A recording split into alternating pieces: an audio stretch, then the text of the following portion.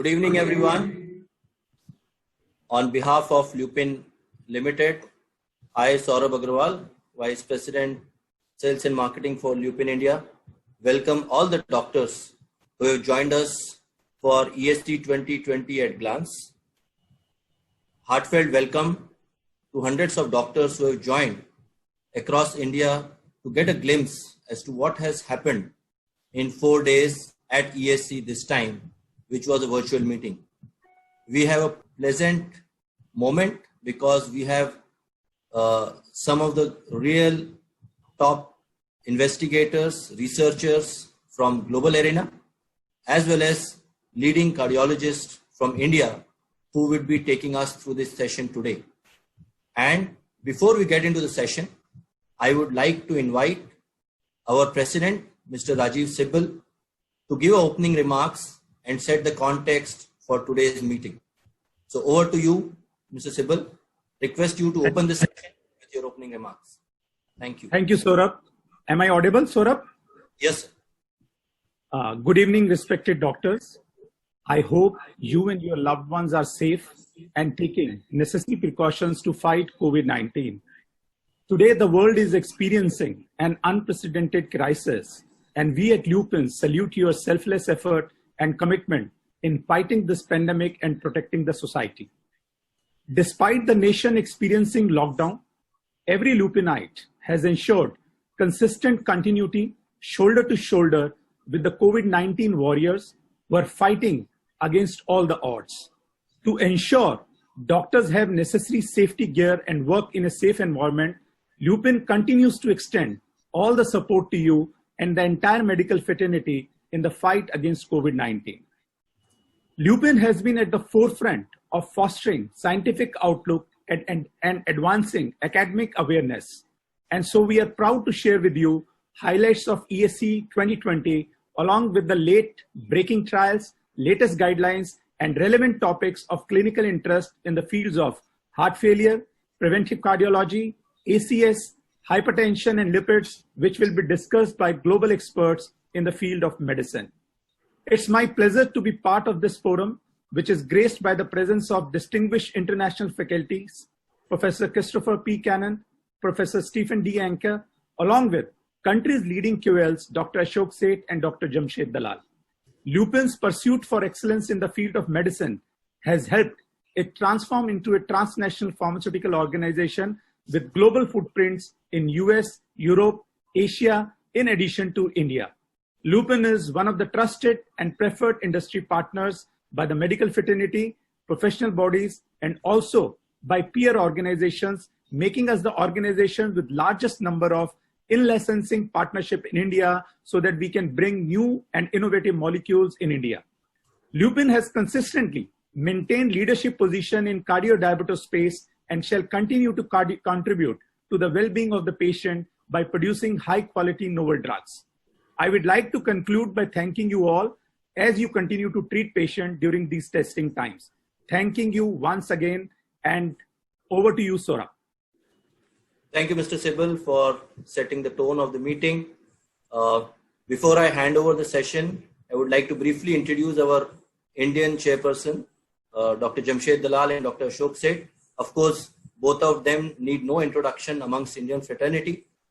Just as a brief, Dr. Seth, Padma Shri and Padma Bhushan awardee, is the current chairman of Fortis Escorts Heart Institute and the chairman of Cardiology Council at Fortis Group of Hospital. Dr. Seth has immense contribution in the field of cardiology, from invasive work to scientific progress, as well as a lot of educational initiatives that he has taken for India and across the globe. He is a recipient of BC Roy National Award and also the most eminent medical person of the country by President of India in 2017. Of course, I have a long list of achievements for Dr. Seth, but briefly, of course, he is among the most renowned and revered cardiologists in India. Thank you, Dr. Seth, for joining us. We have Dr. Jamshed Dalal with us, who is Director Cardiac Sciences at Kokilaben Dhirubhai Ambani Hospital at Mumbai.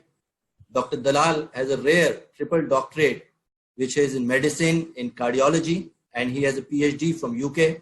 Of course, Dr. Dalal need no introduction for the fact that he has done more than 3,000 cardiac procedures during his tenure, various angioplasties which were complex in nature, more than 20,000 cases over the last 40 years.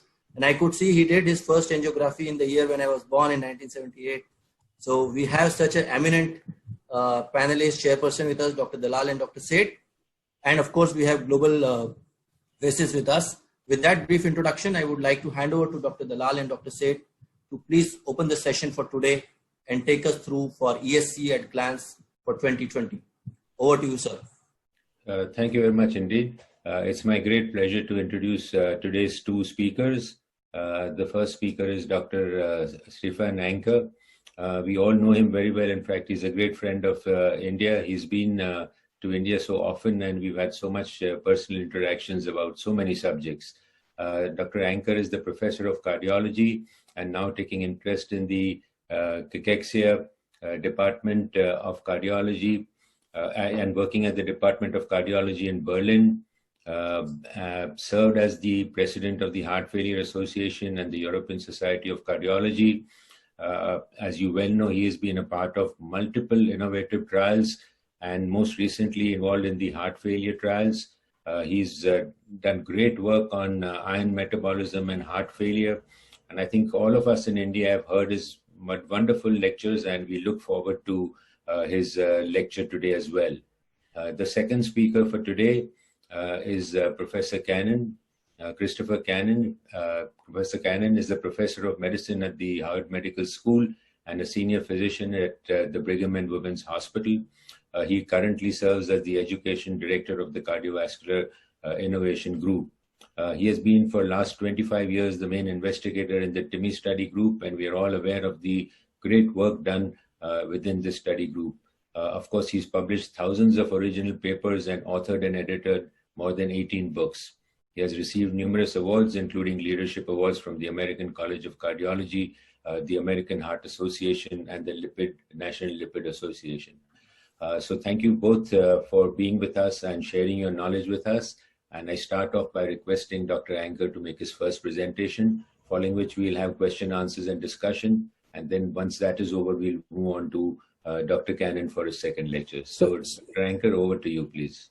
So Jimmy, can I just, excuse me, Professor Anker, can I just say a few words to my colleagues who are going to listen to this, because these are very difficult times. In COVID times, but these are also very different times. And in fact, the world may be much further away, people think, but we are also much closer together in these COVID times. Not just the fact that we're fighting the COVID across the world together, but we're also on the virtual, on the digital front, with education, teaching, learning, have been brought closer together. So when we talk about 217 countries separated out, we are actually now 217 countries together on a single forum and platform where we learn from each other. Now we're going to discuss, I just wanted to also put a preface to the fact for the listeners that it's only because Netherlands had shut down on meetings that the ESC had to be virtual this time. But ESC is one of the meetings looked forward to by most of the people. It's because it's very practical. It's actually stuff that you can bring back and utilize in your daily practice, and therefore it gives us the opportunity to listen to some of the greats from either side of the Atlantic to put the aspects of what was discussed at the ESC into a very practical perspective. And with me and Dr. Dalal, while the experts are there to talk about, we don't consider ourselves the greatest experts, but we do consider ourselves people who are so clinically involved into management of our patients that we want the best outcomes from them. And that's why your perspectives are going to matter, not just to us, but to everyday practice of the Indian clinicians in a big way. And our job is to not provide the highest level of knowledge to them, but actually for us to put your perspectives into clinical practice in the Indian scenario. So we'd be looking forward, and I request all the audience to take advantage from this foursome that we have now together and ask questions. Please post them, clarify your doubts, and we'll help you clarify your doubts so that we can apply the lessons from the ESC 2020 to a clinical practice from tomorrow onwards. Thank you very much. And over to you, Professor Anker, for your presentation. Thank you so much for putting all of this in a great perspective. And yes, indeed, it's a great pleasure to be here again, even if only remotely this time. I'm very happy to present you, which I hope is an interesting discussion point. Of course, also great to be in the presence of eminent expert colleagues and really look forward to the discussion. Now, of course, the focus for me in this presentation to some degree is heart failure and SGLT2 inhibitors, and maybe SGLT2 inhibitors also in general outside heart failure. That is a little bit the brief for my presentation and what I wanted to look for. I will highlight talks given by others and certain issues that were discussed at the ESC meeting. I apologize already if your favorite study, maybe a small study that I didn't see, maybe an important technical study that I didn't have time to look into the details. If it isn't here, I think I have covered most of the major discussion points. And let's start by simply saying, how is the future of naming heart failure? We have HFrEF, HFmrEF, and HFpEF. And at the ESC meeting, several presentations related to this and discussed these groupings. And you know that the last 2016 guideline considered HFmrEF the middle child, the mid-range ejection fraction heart failure to be a new group. It's essentially a gray area. It's not quite HFpEF, not quite preserved ejection fraction, not quite very much systolic heart failure, something in between. Maybe in Europe, we will start to call it more like mildly or moderately reduced ejection fraction. But only yesterday, I came across leading American colleagues who actually now want to start using mid-range ejection fraction. So that shall be an interesting development. Ejection fraction is still important. Of course, it is a surrogate for dilatation of the ventricle. It is to some degree, of course, also a surrogate of systolic function of the pump function, but only to a limited degree. But of course, we also know that survival does relate to the degree of cardiac dysfunction by ejection fraction. Now, what are the advantages of using left ventricular ejection fraction? And Burkhard-Piske in a debate kind of summarized this like this. There's, first of all, worldwide acceptance. So really we are speaking a common language when we are describing by patients by ejection fraction. It's easy to obtain. It's a class 1 recommendation to assess for all the guidelines. And essentially, the classification is done by it, as you've seen, and the inclusion criteria for trials have been done, but also for devices. And alternatives to this are not really validated in our trials. When it specifically comes to heart failure with preserved ejection fraction, a reminder that Burkhard gave us to how the 2016 European guidelines looked at this and what kind of criteria are important. Echocardiographic natriuretic peptides, ejection fraction were mentioned, and he highlighted the fact that there are now 2 new scores.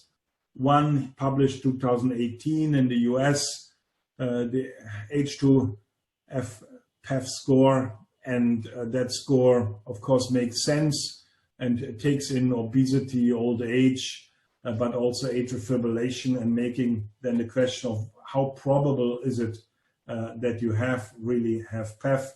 A very similar approach now with the HFpEF 2 score, and this is from the Heart Failure Association, just recently published, and we will see how the journey there goes. Now, Michele Seni highlighted on the types of heart failure, and is this really a phenotype in itself, focusing on myocardial hypertrophy, the inflammation aspects, the coronary artery disease aspect, and then the new possible treatments coming from it. Of course, RNAs are tested, and I shall come back to this with the PARALLAX study in a minute. Yes, MRAs. We know, of course, about TopCat. There is 2 other spironolactone trials in HFpEF going on, one in Sweden with America, one in mainly led by Germany.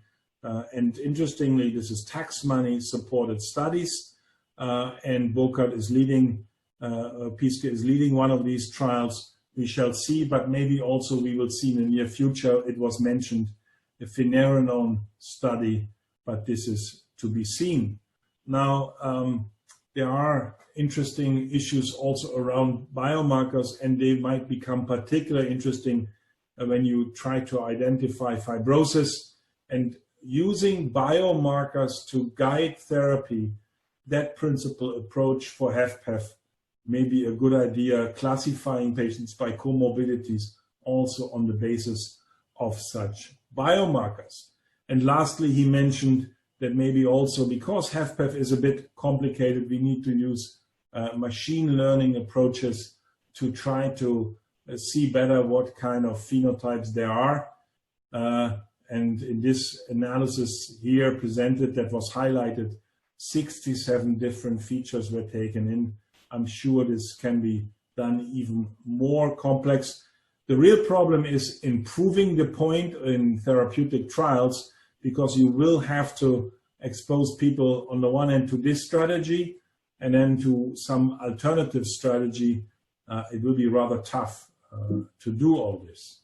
Now, when you're talking about the guidelines and treatments, there was a highlight that still this therapeutic algorithm is in place.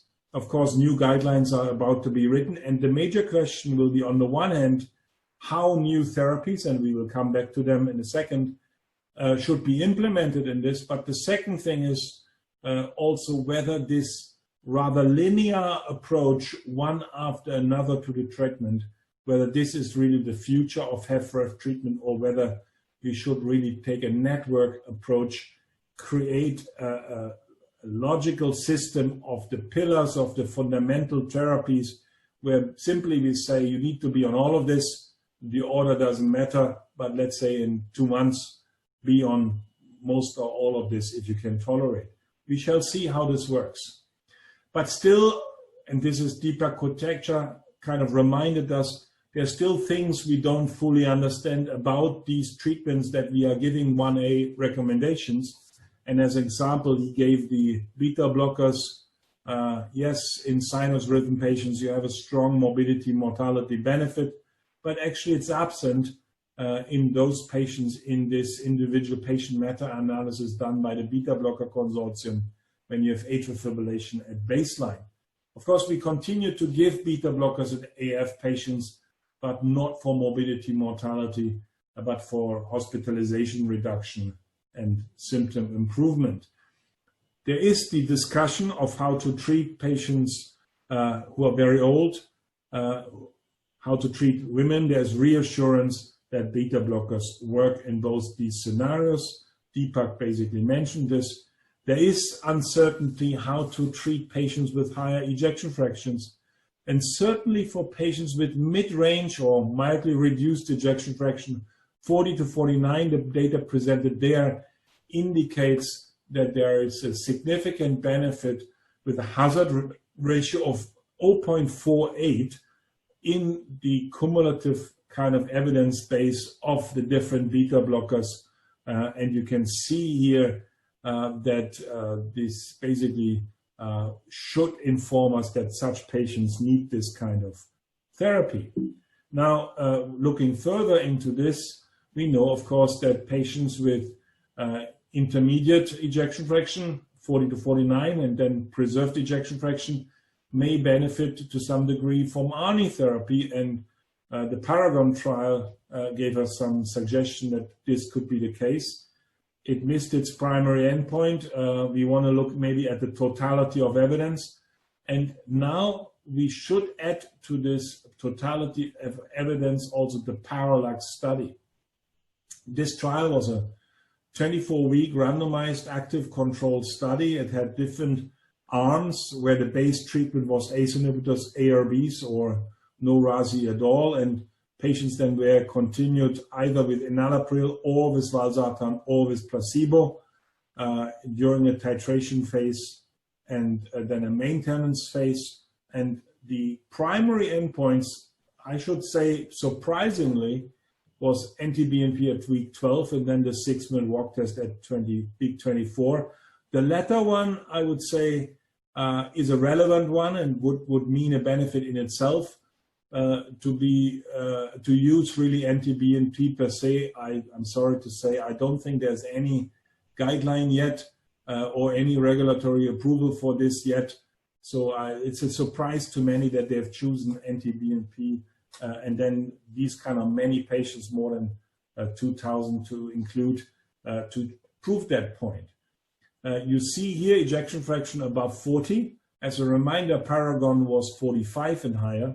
So in this sense, this trial is more liberal and really focusing maybe most on the mid-range ejection fraction patient. Of course, PEF patients, 50% were also included.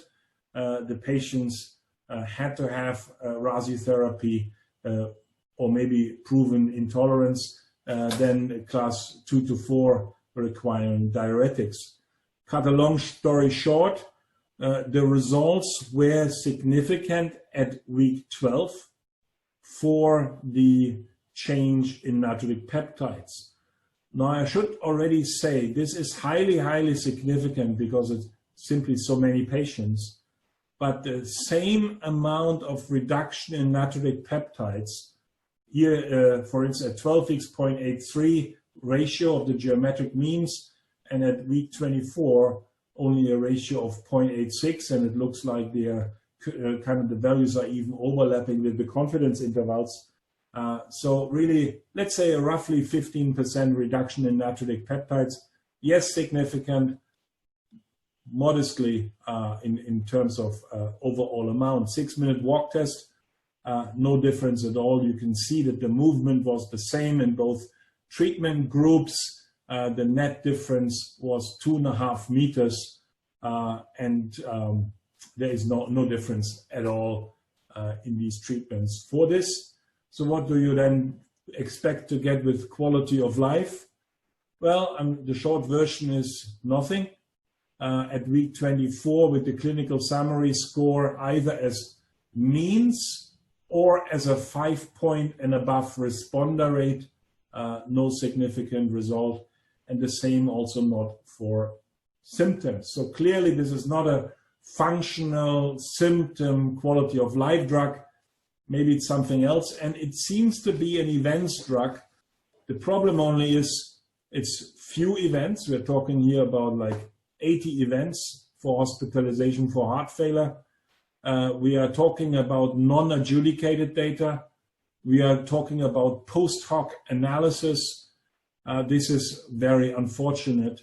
It would have been so much more meaningful in this study and others. Pioneer, for instance, had the events been really pre-specified as a valuable thing to look for. But maybe the optimism in the investigators was only their post hoc, but not a priori. And that is sad. That is sad because we need to be also reminded, and during the ESC we were reminded of this, that sometimes things that we believe are right are not working. And one of these things is, for instance, giving breathing mask ventilation for patients with central sleep apnea. And we thought this is an obvious thing to do. It is very clear that mask respiration improves the sleep quality of patients. Everybody of us needs sleep, and actually I like sleep, and I guess many people like sleep. Sleep should be something good. Now, maybe that's an assumption that needs to be proven, because the sleep quality in this study improved, but the mortality went up. Death for cardiovascular reasons, 34% increased trial was stopped prematurely. So post hoc analysis are not necessarily really the best guidance. We need to, for evidence-based medicine, do this prospectively. And of course, we have a similar problem with the treatment with MitraClip. Yes, we have one wonderfully working trial, that's the co-op study, where Greg Stone says that the inclusion criteria are relevant for about 6, 7, 8% of the heart failure population, possibly even less. The MITRA-AVAR study, another subgroup of patients with heart failure, a different one to some degree than the co-op study. The overlap of inclusion criteria was maybe 50%. One study very successful for mortality, and of course also for death and heart failure hospitalizations combined, more than 30% reduction. The other one entirely neutral. So we need to better understand what is going on. Device therapy are needed. Many of the important device therapies are currently still in trials, and because of COVID they are delayed. We shall see what is going on with this. There is, of course, alternative approaches also to sleep apnea. Andrew Coates highlighted. There are additional studies with MitraClip taking place, like the Reshape HF2 trial. There are other ways of improving functional MR. They are also tested at this moment, like the Carilion device, and we shall see what is happening there. There is, of course, device approaches, for instance, for atrial fibrillation, and you've seen the Castle HF study. Whether or not you believe the results is a different story. And with regards, because this was a comorbidity talk that Andrew gave, he highlighted then diabetes, and there, of course, we shall have much more discussion to come. Speaking of SGLT2 inhibitors and taking first of all what was shown at the ESC and adding a little bit also what was shown at the ADA conference 2 months ago, the Virtus CV trial is of course the latest addition to what we know about type 2 diabetes patients. The SGLT2 inhibitor story is a 20-year story. 10 years ago, trials were really started. 5 years ago, we had the first positive results reported from the EMPEREC outcomes trial. Now we have many more trials. So let's start. What is the new data in type 2 diabetes from Virtus? Here, and this is taken as a slide as from the ADA. Christopher Cannon, also with us today, is the real expert for this. Overall, there was the primary endpoint met with the non-inferiority, but then the second assessment for superiority unfortunately didn't work out. The lower dose was better than the higher dose. It seems, looking at this in more detail, you can see that the different components only worked out of this MACE endpoint for the heart failure hospitalization, and interestingly also for the renal composite. There is very interesting results with a 19% reduction, but it remains to be said, and this was shown by Francesco Cosentino at the ESC meeting, that first and recurrent heart failure hospitalizations are strongly reduced. Now, one thing that I saw in the presentation of the ADA at the time didn't pay much attention to, not a significant interaction for the ethnicity approach, white, black, Asian, and you can see already here there was a difference that is, in terms of the change, different hazard ratios, quite interesting to see. And of course, you now know, and this was shown at the ESC, that ethnicity is important relative to the response to SGLT2 inhibitors in heart failure patients, where the magnitude of benefit in white patient is Caucasian patient is less. Now, time to first heart failure hospitalization overall and by dose, heart failure hospitalization is reduced, Francesco Cosentino told us, regardless of the dose. And this was his summary. Really, it works in this context for heart failure hospitalization and was even more pronounced in the patients with the lower GFRs. Now, of course, if you look into this in the different trials with different SGLT2 inhibitors in type 2 diabetes, on the right, you do see Vertis. On the very left, you see empagliflozin. Very similar results, CANA and DAPA in the middle for heart failure hospitalization. CV death, however, is different. And this is interesting if you put this in context. Darren McGuire showed it at the ADA meeting, reminding us on the meta-analysis in type 2 diabetes, there is zero heterogeneity for heart failure hospitalization results overall between these different type 2 diabetes trials. And it doesn't matter whether or not you have significant cardiovascular disease present, you basically get the p-value highly, highly significant. You get the result very strong and clinically meaningful for the reduction in events. But the CV death endpoint meta-analysis, including also Vertis, shows that there is significant variability. And I'm saying this in a pronounced way that you either can believe this data or you cannot believe this data. But if you don't want to believe this data, then you should also apply this to heart failure and vice versa. So here there is significant variability. There is a particularly good outcome for EMPA-REC and not so much for with empagliflozin, but not so much for dapagliflozin. So I can't explain the differences. Maybe there are chance. Why I'm saying it? Because we have additional data from DAPA-HF and from EMPA-reduced, and of course I'm about to show you these things. What is at the ESC shown about additional new data from DAPA-HF? There's an expanded composite outcome for the primary endpoint. We had CV death, heart failure hospitalization, and urgent visits, and then new or augmented therapy. And as early as day 27, this result was significant. So we really get fast benefits in heart failure with reduced ejection fraction from dapagliflozin. More data on the renal outcome. You know that this was not significant over the follow-up time. There was a 29% reduction. Just the power was lacking. You can see 28 versus 39 events. Power, of course, is an issue. These are post hoc analysis to some degree. This was actually in a hierarchical sense, and that particular study was not a post hoc, but then a pre-specified analysis. But then it broke down the alpha spending function. And so this is interesting to consider.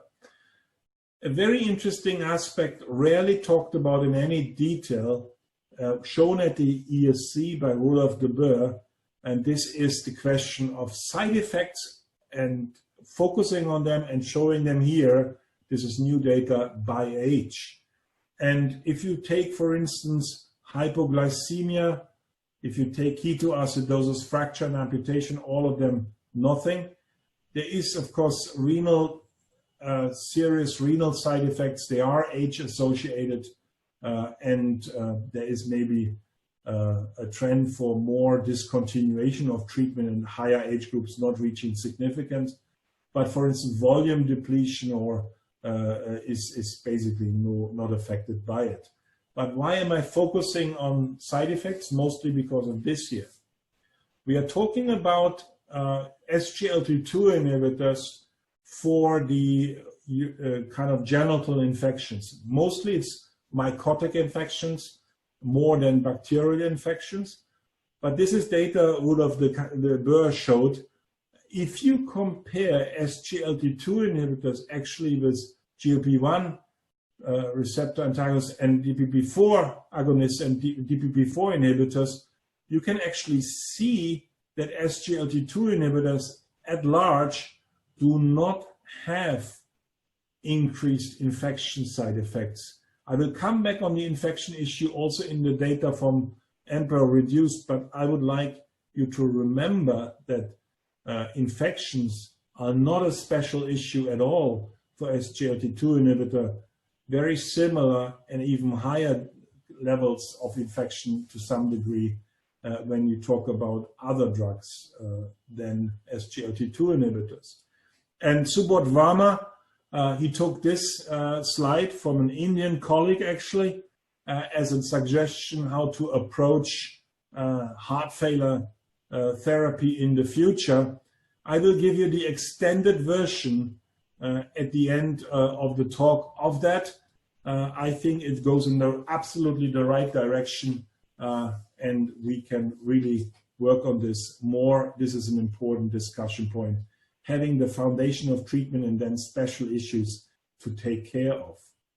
Now, maybe, and I declare conflict of interest, but I think the Emperor Reduced study was the big kind of piece of news at the Congress. And so here are some highlights of the Emperor Reduced study. Emperor Reduced, 1-to-1 randomized study, empagliflozin 10 milligram. Milton Packer showed this in great detail in his presentations. And of course, a composite of CV death and heart failure hospitalization as the primary endpoint, and then in a hierarchical order, first and recurrent heart failure hospitalization and eGFR slope as the following endpoints. The inclusion criteria have two special features: to enrich for events, particular hospitalizations, higher natriuretic peptide levels for those with an ejection fraction between 30 and 40, and the eGFR less than 20 for exclusion instead of less than 30, so that there are more patients with low eGFR in this trial. 1,850 patients or so included in both groups, 3,700 patients in total. That is the Emperor Reduced study. The study basically had ejection fraction 4% lower than in DAPA, so an average of 27, 1900 NT-BNP, 62 GFR instead of 66. And we had about 20% of patients on an ARNI in this trial, otherwise 24% women, mean age of 67. This is the primary endpoint. You've seen this before, 25% reduction in the combined endpoint, number needed to treat 19, absolute risk reduction of 5.2%. The effects start early. This is quite different. Now, coming to the components of it, it starts to get interesting. 31% heart failure hospitalization reduction, significant in its own right, but this is not the case for CV mortality, 8% reduction. I mentioned that there was a higher kind of rate for hospitalization for heart failure. In fact, the hospitalization for heart failure was 40% higher in Emperor than in DAPA, with the same number of primary events required, which was approximately 840 in both trials. That means there were more patients with hospitalizations contributing to the primary endpoint in Emperor Reduced, and simply many less cardiovascular deaths occurred in the total study. 389 in Emperor Reduced, 500 in DAPA, more than 100 deaths difference. And I'm sure in addition with the 1,000 patients more in DAPA-HF and the 2 months longer follow-up, that is the difference needed. The subgroups only highlight a few points. Number one, diabetes, yes, no. There is a benefit in both subgroups, reaching significance also in the non-diabetic patients. And in the second group of subgroups, highlighting only that on top of MRA, on top of an ARNI, the treatment works. All these subgroups reach significance in themselves. And getting an MRA is a sign of a well-treated heart failure patient today. Getting an ARNI is another important sign of that.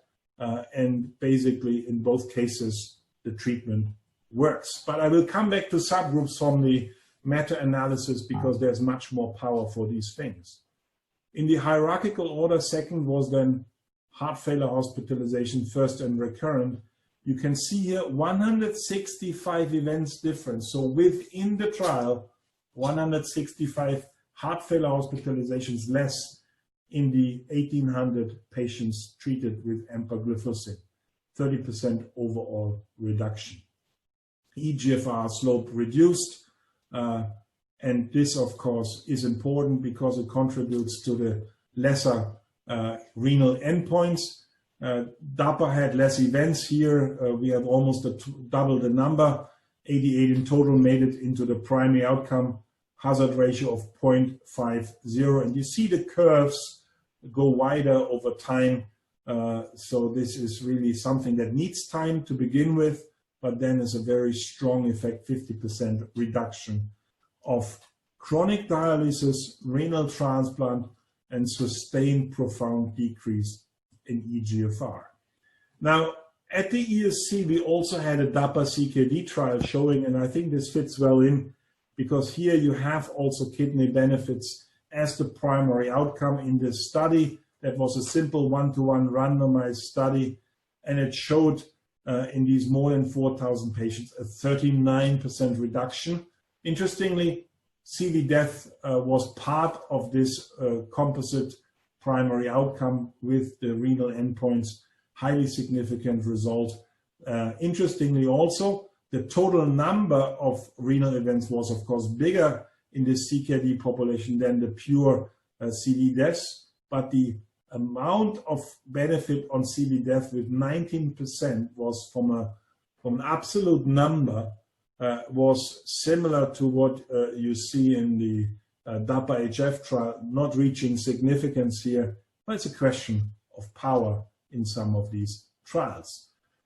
Coming back now to the Emperor reduced trial, this is actually a slide, I'm not even sure it was shown at the ESC, but still it's new data I received during the ESC, and Milton sent it around in the executive committee. New York Heart Class, improvement, 40% more likely by one class already at 4 weeks.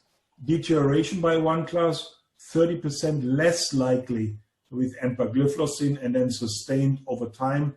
So symptomatic benefit. The symptomatic benefit also associated with the quality of life benefit by KCCQ clinical summary score, a 1.7 point overall difference. There was a 15% higher proportion of patients with a 5% or more improvement, and there were 15% less on EMPA with a 5 point or more deterioration. So quality of life and symptoms improved, NT-BNP. Remember what I said about PARALLAX. You also have this, and very similar also with DAPA already with these kind of drugs. So I don't think that NT-BNP in itself automatically means there's benefit. Here you have NT-BNP and then DAPA benefit associated with a positive trial. PARALLAX, unfortunately, for the hospitalization that were not adjudicated. This unfortunately was only post-hoc result. If you look into adverse events, first of all, in heart failure patients, the big number of adverse events comes from cardiac problems, a little from renal problems. No difference for symptomatic hypertension, for hypoglycemia, no ketoacidosis at all. And this is why I would highlight it also with the infection before. Genital tract infection in heart failure, when you give careful education and advice, you actually reduce this frequency. There's only a 1% difference. So quite strong overall effects. Coming quickly to the meta-analysis, and yes, there are differences between the populations for ejection fraction, NT-BNP, eGFR, but the really interesting thing is here, cardiovascular death, very similar results. And now, of course, you can or cannot believe in meta-analysis, and this is the debate question, but if you do believe it, there is no heterogeneity. The results are very overlapping, very similar. In terms of the absolute magnitude, 14% benefit for CV death. That's not dramatic, but it's good. For first hospitalization for heart failure or cardiovascular death, it's 26% reduction, and very similar between the trials. Diabetes, yes, no, very similar results. I think we now should start to accept this, that the results are similar in diabetic and non-diabetic patients. The first composite, if you take the meta-analytical approach, no difference overall. So also DAPA should be able to claim this like Emperor reduced. There's an average 38% reduction. And now we come to the interesting subgroups. There is a difference in how class 2 patients and 3, 4 patients respond. It's a difference in the magnitude of benefit, 13% versus 33%. Clearly class 2 patients, many more in these trials, but also with a bigger effect. Age, only want to highlight that above 75, there is no problem. You get the same kind of benefit overall, no interaction. What you see here in the young patients is just a question of very few numbers. And ethnicity, and I highlighted this interestingly for Virtus, and we have the same in Emperor reduced and DAPA. The white Caucasian patients have a lesser benefit than the black or Asian patients, quite strongly. Now, of course, this to some degree overlaps with the regions where there is a benefit in the Asians, and in Europe this benefit is less. Whether we really get to the bottom of the regional ethnic differences, I doubt it, but there is no simple solution for this. Coming to an end, I would say we have in heart failure good therapies, but too often we are not giving them. Although they are indicated, we simply don't give them too often.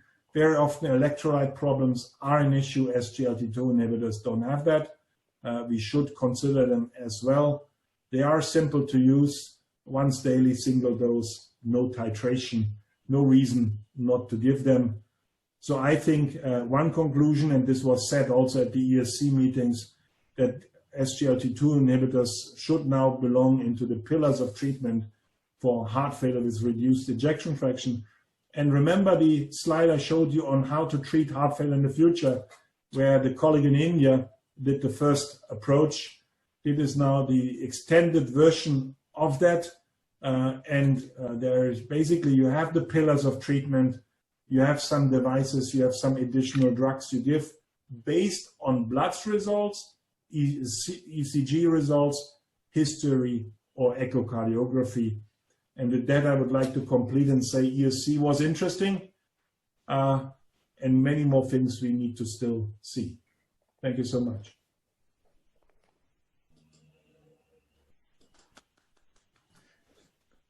Thank you very much, Professor Anker. That was a wonderful summary of all the data that has been so far taken up. One interesting point I would like to raise, if, for example, these studies were done only in USA and Europe, the studies would be negative for SGLT2 and heart failure, because you showed that the white population was not significant. So clearly, I think where you do the study does count. No, actually, that's not quite like you can say this, because maybe I share again and show the last slide again.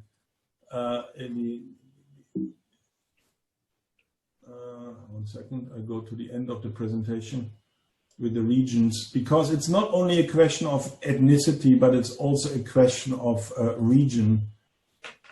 And if you look here at Latin and North America, you get a very solid benefit of 30% in North America. So that is not a worry at all. And I think I also said that you very rarely get to the bottom of these differences. And let me just say one thing. To my knowledge, there is not a single heart failure trial of beta blockers that was able to document in the North American subgroup that beta blockers give a mortality benefit. And this has led initially to some concern. It came out first with the MERIT study. I remember at the HFSA, a big regulatory discussion also on this. In the end, nobody believes that beta blockers don't work in America. They also work there. They are indicated there. They're in the guidelines there. They even reimbursed there.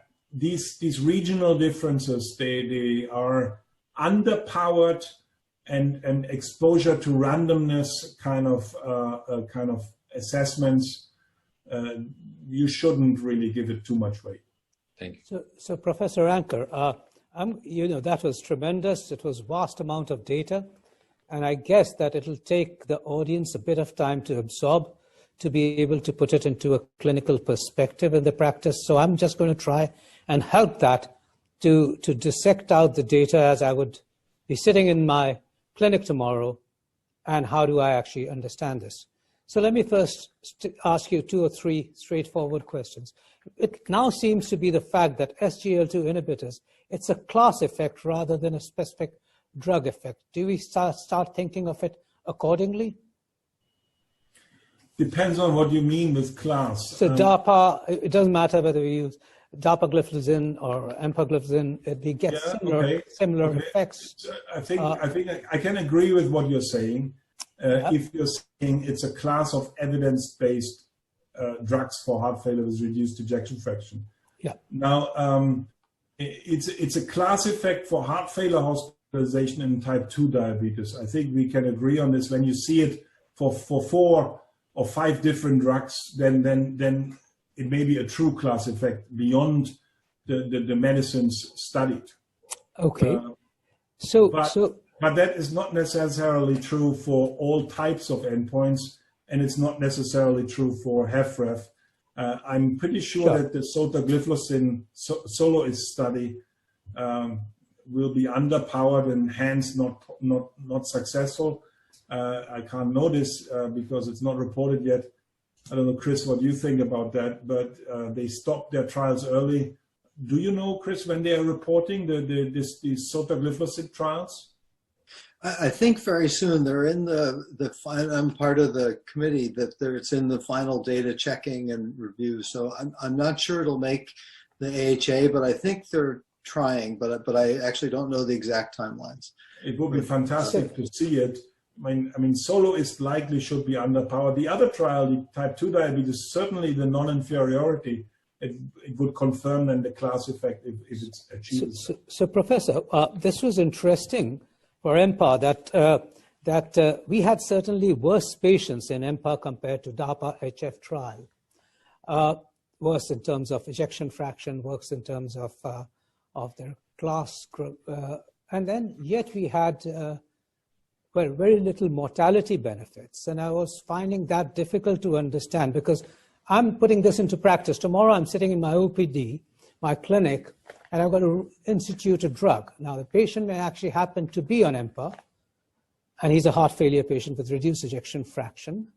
Do I start believing that DAPA, with its mortality benefits, is a better drug for such a situation, or is there no reason to change it? Because I just don't understand why. If we had a benefit, the worse the patient, the greater the benefits are usually seen. That's not necessarily true when you think of the Victoria trial. This is something I think we are struggling with. The sickest patient in the acute heart failure trials, true AHF, relax AHF2, a little bit less sick, Victoria. We didn't see either benefits at all, or with Victoria, we didn't see benefits beyond a 10% reduction in event rates. So I think the sickest patients, we still need to learn how best to take care of them to also have successful trial results. And otherwise, I can only say that I personally think that in this particular case, the meta-analysis is valid, but I give you an additional point of kind of consideration. I don't know how much you're aware of the fragility index. The fragility index of a study means if the death cases wouldn't have occurred in this group, but in the other group, how many do you need to turn a significant result non-significant? And that number is 12 for DAPA-HF. Right. And now there's a reverse fragility index. How many cases do you need to go the other way in order to make a study significant? And that number is 15 for EMPEROR reduced. So it's really small numbers that could have made a difference. And I believe personally, strongly, that the 110 less cardiovascular deaths that we have in EMPEROR reduced, they are the problem. Okay. You could also say the inclusion criteria are the problem because of these we have higher hospitalization rates. You can also say the hospitalizations are the problem because they took away the chance of collecting the mortality because simply the trial has to stop after 840 primary events. Got it, yeah. So we are caught in our statistical assumptions. Chris, you want to comment? Well, one other point, in general, we do think of higher risk patients get more benefit, and we've done all these risk scores in lipid lowering, et cetera. The other flip side of that is that the very sick patients will have competing risks of their very advanced heart failure. And I think it was interesting, your class 3-4 patients, some of those people are going to die no matter what. And you can try and add things late in their course that it might have not have time to impact positively. And so that's where a sicker population might have slightly less relative treatment effect. Yeah. For this, I think one also, and I've learned over the years with battle scars with the statisticians that they always talk to us about confidence limits. And we always wanted to see, look, but the p-values, that one would expect some variability. If you did the exact same experiment over again, it's not going to get the exact thing. And so I think some variation around a true effect is expected. It sort of has to exist. And so, looking for, is there a huge difference that might be related to something, or is this more variability around a main effect? And it seems certainly in the heart failure 2 trials, they both, wiggle slightly around the overall effect. Yeah. Right. I was just going to address this again for the audience. 2 or 3 very fast answers to, would it be DAPA or EMPA either, or any preference in any subset? Either. Okay. I would say 90% either, and I'm sure you can find reasons for subset disagreement, GFR 20 to 30 or something like this, or when you are a long-term person, you are already on DAPA, you are already on EMPA, don't switch. Okay, great. That's a great answer, don't switch. Second is the DAPA CKD, great results. EMPA hasn't yet got a CKD study per se, but shows benefits in the EMPA reduce. So what do you actually think? Is an EMPA CKD study needed, or do we have enough evidence from the EMPA reduce anyway to believe that that's going to have similar benefits on the kidney function? First of all, EMPA kidney is taking place. Right. It will report in 1.5 or so years, 2 years, depending on the COVID situation, slowing down all trials, we have to admit. So that trial is taking place first. Second, remember, EMPA-REC Outcomes was the first trial in a long time to have 2 New England papers from its result, and the second paper was on the kidney benefits in EMPA-REC. Okay. So with EMPA, you have the kidney benefits in EMPA-REC and in HFrEF. So I think you have the validation for both drugs. And there are questions coming up, and we will address those questions. And I guess don't forget, in terms of the class, the Credence trial was the one that was the first to have enough power to say on prevention of need for dialysis and real end-stage disease, and now that's been seen with the DAPA CKD. So, very consistent findings. And with the Virtus trial at the EASD, there'll be all the details, different definitions as well. And, the theme of class effect is operative. Yeah, I think class effect for renal effects is also very likely. Okay. There's a question here. It says, ARNI followed by DAPA, DAPA followed by ARNI, or both together should be instituted? Very straightforward answer. It doesn't matter. Okay. First of all, SGLT2 inhibitor or ARNI is my slight modification of this. So if you are not on an ARNI today and you are not on an SGLT2 inhibitor today for a HFrEF patient, you should be on both in 8 weeks from now. How you get there, maybe your local practice, but it's not a race, and I don't think anybody can really argue one way or the other what to give first. But let's say in 6 or 8 weeks, ideally in my books, you should be on both. Great. If you can Dr. afford Anker, it. just to make a point, Dr. Anker, I think in the last talk, you had mentioned a very good thing about SGLT2. It's a single tablet, single dose, whichever drug you choose, given once a day with no adjustment. So it's a very easy dosing schedule for SGLT2. So once you start the single tablet, single dose tablet, you don't need to worry too much about it. And that's the point which you had made, which I think is very good for the audience to remember. Yeah. As a non-heart failure subspecialist, the last slide that you showed of all the different things that one has to worry about, I think is really impressive. That to me as a general cardiologist, think, oh, I got to get the ACE inhibitor. Oh, I've got to try and get on the ARNI now.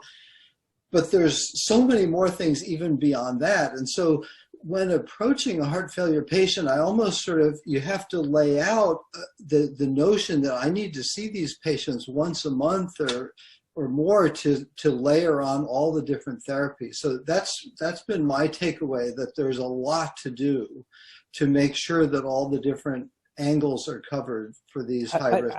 I was just going to make one comment, which I'm still confused about. Now, it's very clear that SGLT2 inhibitors on top of ARNI, especially there were more ARNI patients in the EMPEROR reduced study. The fact that there's incremental benefits, there's additional benefit on top of ARNI has been very impressive for SGLT2 inhibitors. Yeah. And that is on baseline best therapy, which includes ARNI, at least in 20% of those patients. Now, we didn't have that data for ARNI. We don't know whether ARNI on top of SGLT2 inhibitors would provide the same additional benefits. Of course, we can't have it. That's the problem. This is the problem of sequential development programs. Yes. And not so easy to figure out. Correct. Not so easy to figure out. We're going to move away from this because I know there are other questions here. We're getting to Paragon, and you talked about PARALLAX. And again, the confusion as I go into clinical practice tomorrow. The PARALLAX didn't demonstrate great benefits on ARNI for the mid-range ejection fraction. Isn't that correct? Ejection fractions greater than 40%. And then it didn't demonstrate tremendous benefits in the PARALLAX. On the other hand, when we actually talk about Paragon, which was ejection fractions greater than 45%, Paragon just about missed the P level of 0.06. And there was a group of patients less than 50% ejection fraction who seemed to benefit. So in a way, in my mind, when I actually go into practice, I have been putting patients who've been ejection fractions between 40 to 49% based on subgroup analysis of Paragon on ARNIs. And yet today I'm flummoxed saying PARALLAX didn't show any benefits in the similar sort of patients who were from 40 to 49% ejection fractions. I should correct that. They included also higher. It was 50% have MRAD, 50% above 50%. Yeah. So, but I think when you put patients up to 50% on an ARNI with heart failure, you're not doing anything wrong. Mm-hmm. It's simply not a class 1 recommendation. You may or you should consider it, is the way I see it. If the patient is not yet optimal, all other things are done, that's definitely something to consider.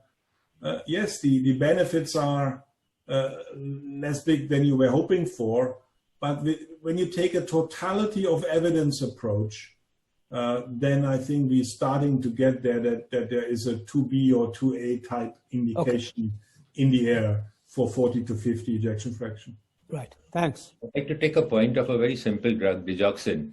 The ESC showed clearly that in patients with atrial fibrillation with heart failure who don't respond to beta blockers, as you rightly showed also, digoxin was very good. In fact, it reduced hospitalization and had lots of benefit. So have we dumped digoxin too early, and should it be one of the strong indicators for use in AF with heart failure? Well, it wasn't. Yeah, but also for digoxin, it's subgroup analysis never really done specifically only for AF, and so yeah, you can consider it, of course. it will be number 6, 7, or 8. But yes, it's a possibility. You may consider that, or you should consider that. Not a class 1, but one of these several second-line therapies. So can I get to some questions from the audience? And I'm just going to select those. Can EMPA be given to pregnant and lactating women? I guess very rare in heart failure, of course, and therefore I take the Fifth Amendment. With regards to type 2 diabetes, I don't know, Chris, do you know, have you heard of any case like that? You're on mute, you're mute, you're on mute.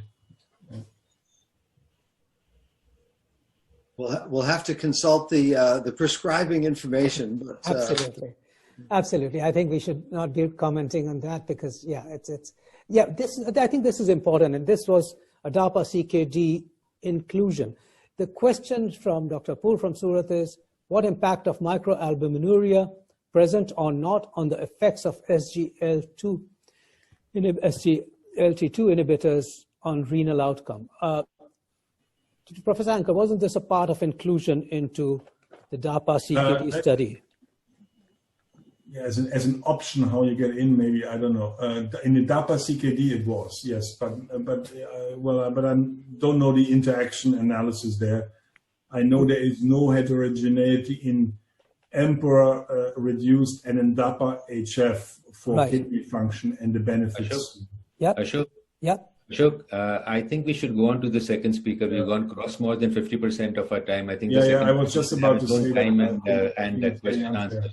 So I think. Okay, I thought according to time it was 7:15. I thought it was according to the timing schedule which was given to us. Yeah. That it was still 7:15 that the first session needed to continue and the second from. Total was 2 hours. Anyway, I'll make one comment to ruin the timing, but on albuminuria, that's a really terrific marker of significant renal damage. Yep. And so if you look for it, then it reminds you that the kidney is sort of a primary target that needs prevention. So that's the marker of progression of renal disease. And so in Credence, you had to have macroalbuminuria in order to even get in the trial. Correct. And that's when you have a much larger percentage of the renal endpoints when you have albuminuria. So it's a marker that the kidney is really diseased and should be a key focus. Right. So I've taken out of all these trials that I need to start ordering albuminuria and processing it in my risk stratification thinking because the benefits are really huge on the kidney outcomes in the higher the degree of albuminuria. In the DAPA CKD, it was the urine albumin creatinine ratio was at least 200 per milligram per gram to be included into the study. So yes, it was one of the criteria apart from the eGFR of less than 25 to 60. We have I have this program in front of me. It goes till 8:30. From 7:15 onwards is Professor Cannon's presentation. So we should answer a couple of questions which have appeared here. So we talked about the digoxin use. And Prashant Mishra, could you really, again, it talked about the class effect, which you've just answered. While on DAPA and CHF with diabetes mellitus, should the dose of other diuretics be reduced? Yes, when you are starting an SGLT2 inhibitor, reducing the dose of the diuretic is recommended at the beginning. In many cases, you need to be watchful, otherwise you induce really making the patient too dry. This is one of the general recommendations, yes. Okay. There's two questions, surprisingly, on hydralazine and isosorbide dinitrate combination. The first question asks whether it's a relevant combination to use in the present times. And the second question relates to if a patient is intolerant to ANI, should we be introducing hydralazine isosorbide dinitrate combination or SGLT2 inhibitors? I have zero experience with this. This doesn't really exist in Germany Anymore. and so maybe Chris, you can comment on hydralazine nitrates. But and what was the first one? Sorry. They say they're both related to isosorbide dinitrate hydralazine combination, No experience which used to be at one stage 20 years ago one of the therapies for heart failure. No, I mean, the few times that you see it are in people who have really CKD stage 4, that their eGFR is 20, and you try a little bit of ACE inhibitor or something, the creatinine goes through the roof. And so it's really sort of a last resort therapy for people whose kidneys can't tolerate RAS inhibition. That's the place I've seen it used. Yes, you're so right.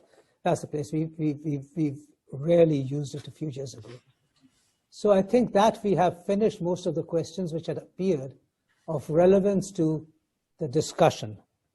And I think we're in time to move over to the next session by Professor Cannon. So Professor Cannon, I welcome you to your talk on your talks on, I think they're going to deal with a lot about prevention, about coronary artery disease. There it is, lipid inflammation, ACS, atrial fibrillation, hypertension, and so on. And over to you, Professor Cannon. Look forward to hearing you. All right. Well, thank you very much, and it's a delight to join. I think as you opened, the ESC is an amazing conference, and I don't know if it's sort of the timing of trials that, you know, they are able to get all the results in sort of in the spring and rush them through the summer, but there's always a wealth of information and brand new trial data. And this year was no exception, just terrific results. And we've highlighted, I think, the 2 SGLT2 inhibitor trials really have brought this to the forefront of all of our thinking, that we need to fit this into ASCVD, heart failure, and renal patients. But then in these topics I've listed in lipids and inflammation, coronary disease, atrial fibrillation, hypertension, lots of new data as well. So a really exciting meeting. So I'll begin with one of the trials. This was on the first day, the EVAPORATE trial. Embarrassingly, this has 68 patients, but it was an imaging study, a mechanistic one, that looked at icosapent ethyl, or that was studied in the REDUCE-IT trial, that had shown a 25% reduction in cardiovascular events. You know, it's studied as known in patients with elevated triglycerides as a marker of dyslipidemic risk, and then had this huge benefit that went beyond the amount of lowering of triglycerides. And so many investigators have wondered, well, how does this stuff work? You know, how do you get a 25% or even a 30% on total event reduction in cardiovascular death, MI, stroke, revascularization? And so there was an imaging study done in parallel to look at the plaques, and it was done with a CT angiogram, so a non-invasive test looking just 18 months later, and randomized patients to placebo or icosapent ethyl, and this is on top of statin therapy. And so the primary result is at the top, and a highly significant difference in the amount of plaque burden, where you had progression on the right of the placebo group and really no progression, you know, tendency toward a little bit of regression in the icosapent ethyl group on the left. And then similarly, the total volume of plaque got lower with icosapent ethyl and progressed with just statin alone. And the biggest difference in the non-calcified plaque. And so this was a really nice link that we've had from the IVUS trials with statins and high-intensity statins, and other therapies, the PCSK9 inhibitors, where the reduction in clinical events is tracked with improvement in the plaques and the vasculature. So I think a very nice mechanistic underpinning of the quite astounding results seen in the REDUCE-IT trial. And so hopefully this will also help icosapent ethyl get approval from regulatory agencies and insurance companies, I suppose, more to allow its broader use. This is one of the, this was published in JACC, and these are the different type plaques that are the data that were in this table. And you can see that the icosapent ethyl had improvement in all these different types of plaque, whereas it was progression in the statin only plus placebo group. So a second big study was the LODOCO-2 trial that looked at the use of colchicine now as an anti-inflammatory drug in patients with chronic coronary disease. And this was presented and published simultaneously in the New England Journal. Very simple, of patients with chronic disease adding 0.5 milligrams of colchicine once daily or placebo had a standard composite MACE endpoint and had 5,500 patients, so a well-powered study, and had a really beautiful result with a 31% reduction in the primary endpoint. This was the big confirmatory trial from prior studies that had shown, LODOCO, the first study was about 1,000 patients and showed very promising results. And so my tweet on this was that colchicine is for real, that it looks like this anti-inflammatory effect really does have improvement in clinical events. They also presented a detailed analysis from a prior trial of Colcott PCI. So these were patients post-PCI, again, given colchicine, a pretty similar result of overall reduction. This was the main thing re-shown. So the consistency between these two studies is very reassuring. This was about 4,400 patients. So almost as big. So there are about 10,000 patients between these two studies with this 30% reduction. They went on and analyzed that there seemed to be a bigger benefit if you start early after the PCI. And so the notion of treating inflammation when you have the most inflammation, makes some sense. But, the other study, LODOCO-2, was in chronic coronary disease. So I think we'll look forward to the meta-analyses here, but this is widely available. And I think I need to teach myself how to use this. I've certainly used it all the time for pericarditis, but not in coronary disease. In lipids, this was another study presented and then published in the New England Journal of the pediatric population with familial hypercholesterolemia, demonstrating the similar 50% reduction in LDL, but in young patients, younger than age 18.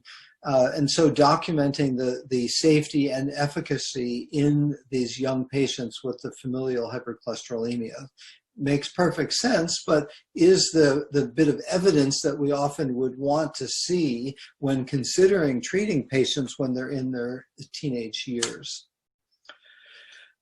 This was a nice, of the trials, there were also so many nice, review discussion panels, and this was one that simply reminded us of the guidelines. And I absolutely love the European guidelines because it's so straightforward and simple. This notion, Professor Anker spoke of every month you have to escalate therapy. Here, they've added in 2 months to give time to escalate therapy. But that notion of trying to get people onto, the appropriate dose of statin, check the LDL. If you're not a goal, then add ezetimibe and recheck. Very simple. This is what I do in practice. But making sure you actually do it and not just have people come back in 6 months or a year that is too slow. There was a wonderful debate of treatment of elderly patients, and Colin Bagent, this was one of the slides that he presented where he was saying that, you know, elderly patients really should be offered therapy, and he did this reminder really of, from the blinded trials, what are the side effects? They're there. So this is per 10,000. So this would be 0.1 patient per 1,000 is in the often way that we count, but little, you know, small numbers of patients, and then the benefit on reduction in hard cardiovascular events is huge. And so, you know, in an elderly patient, that the benefits will far outweigh the risks. And then Coach Ray talked about some of the newer things that are coming along, and in the middle there, bempedoic acid is the newest non-statin that adds about, you know, 18 to 25% reduction in LDL. And so a nice other addition that I've found myself turning to for the patients who are statin intolerant. Obviously, we try the very low doses of statin 3 times a week to try and get people onto statins, but there are, you know, a reasonable number of patients who really do have myalgias or CK elevations even with statins, where we have to try ezetimibe, and that's often not enough. And what would you add next? You know, PCSK9 certainly for patients with ASCVD or familial hypercholesterolemia, and then bempedoic acid could be another modest increment. And there is an outcomes trial that's coming. So I think a nice reminder that we also have to implement all these things that we had at last year's, you know, guidelines and last year's meeting, and a call to action, really. So turning to acute coronary syndromes, we had a new guideline released, and I have 3 or 4 slides of some of the highlights, where a reminder that P2Y12 inhibition gets the big green class 1 recommendations, and they added the bottom line here. I don't know if I totally agree with it, but you know, on the basis of ISAR React 5, they said that prasugrel would be preferred. This was on the finding from that trial that it appeared to be better. You know, this was about a 4,000 patient trial that seemed to have different results than the 18 and the 13,000 patient trials that showed more similar differences relative to clopidogrel. I've taken it away as a reminder to say that, you know, a lot of ticagrelor got a lot of, has had many other trials, and a lot of people forgot about prasugrel, that either one of the potent agents I think is good to offer instead of clopidogrel. And if it, you know, is an option there, you know, really terrific. But that was added, they added preference in this guideline. Another change in the recommendation was actually kind of backing off of the pre-treatment in the acute coronary syndrome setting. So should you give it the day before or the day of, even if you're going on for an early invasive strategy? And they say really not, that you may be considered for those who are, you're not planning to do an invasive strategy, but for those who are doing an invasive strategy, they made it a class 3 recommendation. And they said that, you know, there are different trials. A COAST is probably a direct randomization of that. I'll show the next slide is another study shown at this meeting that showed a lack of benefit of this. And the notion that, you know, that you don't know what will happen, and there's not really that much of a time delay often if you're going to the cath lab the next day. So I think I'm still going to treat for people that are admitted on the weekend to give them the few days prior to a cath, you know, if we do plan a cath, say on Monday. But, you know, that would fall into sort of the can be considered, I guess. but I think acknowledging that there's really not a strong evidence base for early treatment if you're going to the cath lab soon. And this trial has one of the most amazing acronyms, but I guess they were dubious of upstream treatment, I suppose. And so they hypothesized that waiting to give the P2Y12 inhibitor in the cath lab would be just as good as, giving it upstream, so early.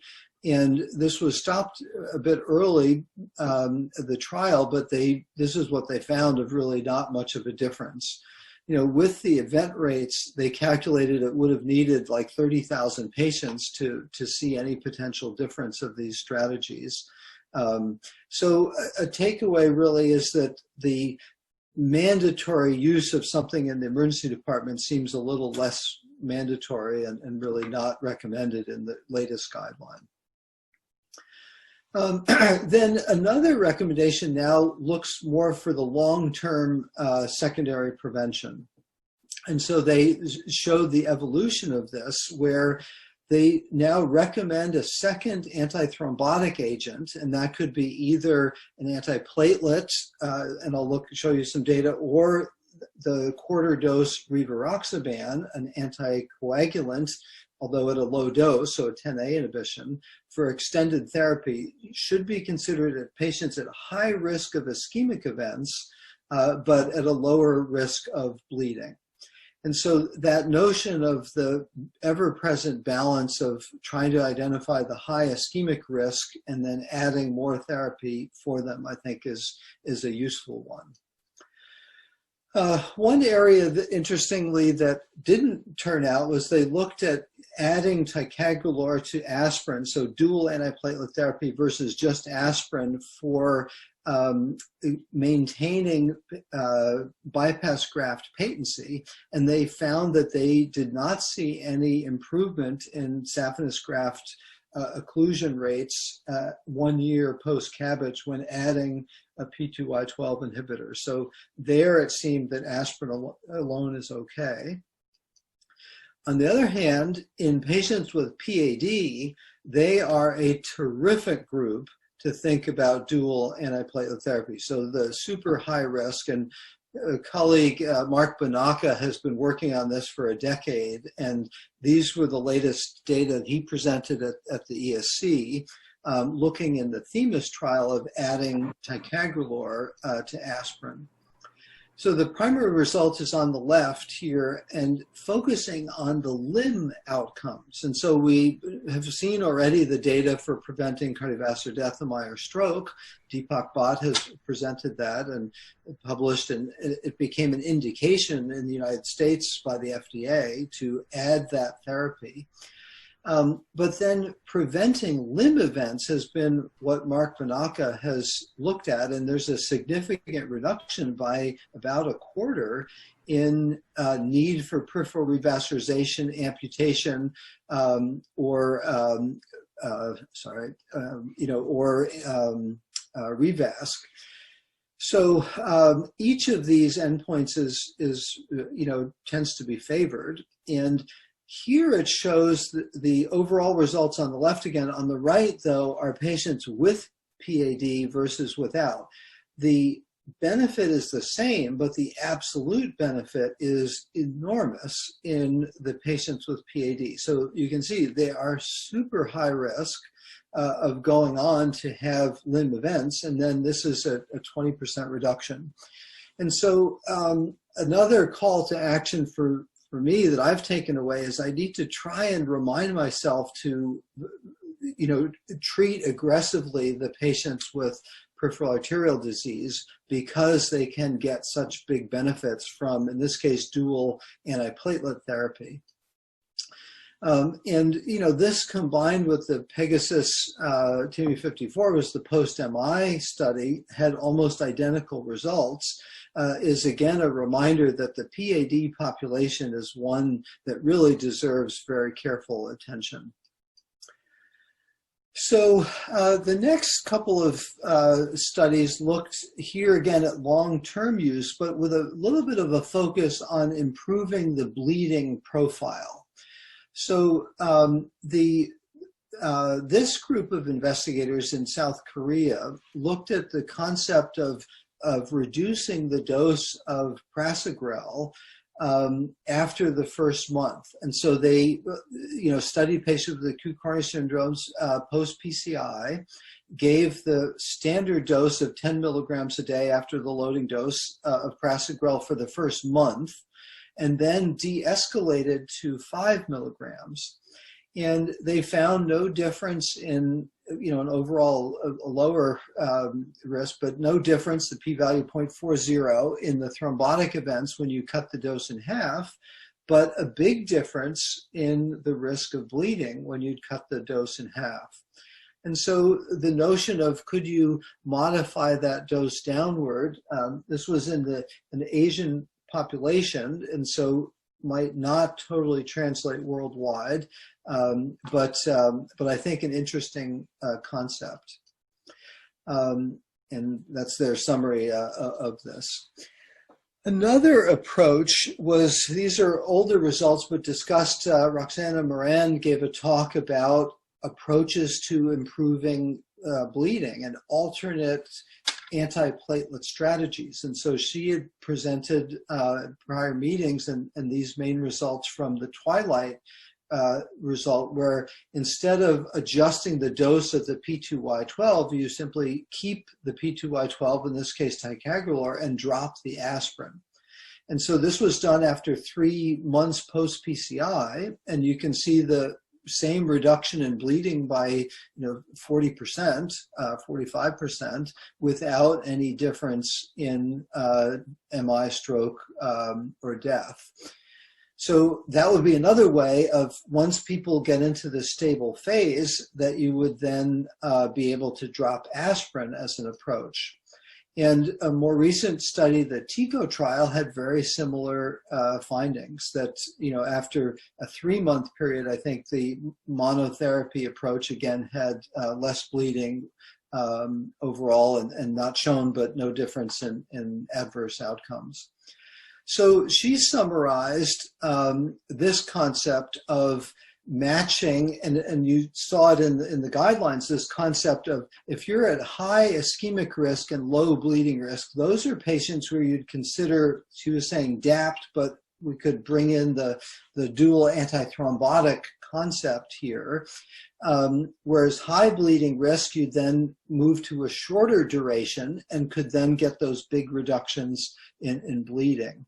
There are fewer patients in this low risk, and in the patients that unfortunately we all seem to see a lot of both high ischemic risk and high bleeding risk, then trying to adapt things. And the ticagrelor monotherapy, so the dropping aspirin, has been studied in exactly that setting and looks really good.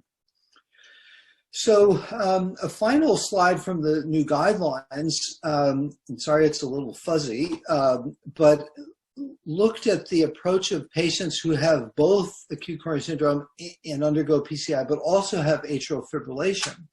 And they note, as shown on the right, that we have the 4 trials and now many meta-analyses of those same 4 trials, plus WOOST actually, with warfarin, where the notion of a default strategy has using dual therapy of just a single antiplatelet, so the P2Y12 inhibitor, and they put parentheses in NOAC that's really preferred, the 10A or thrombin inhibitor.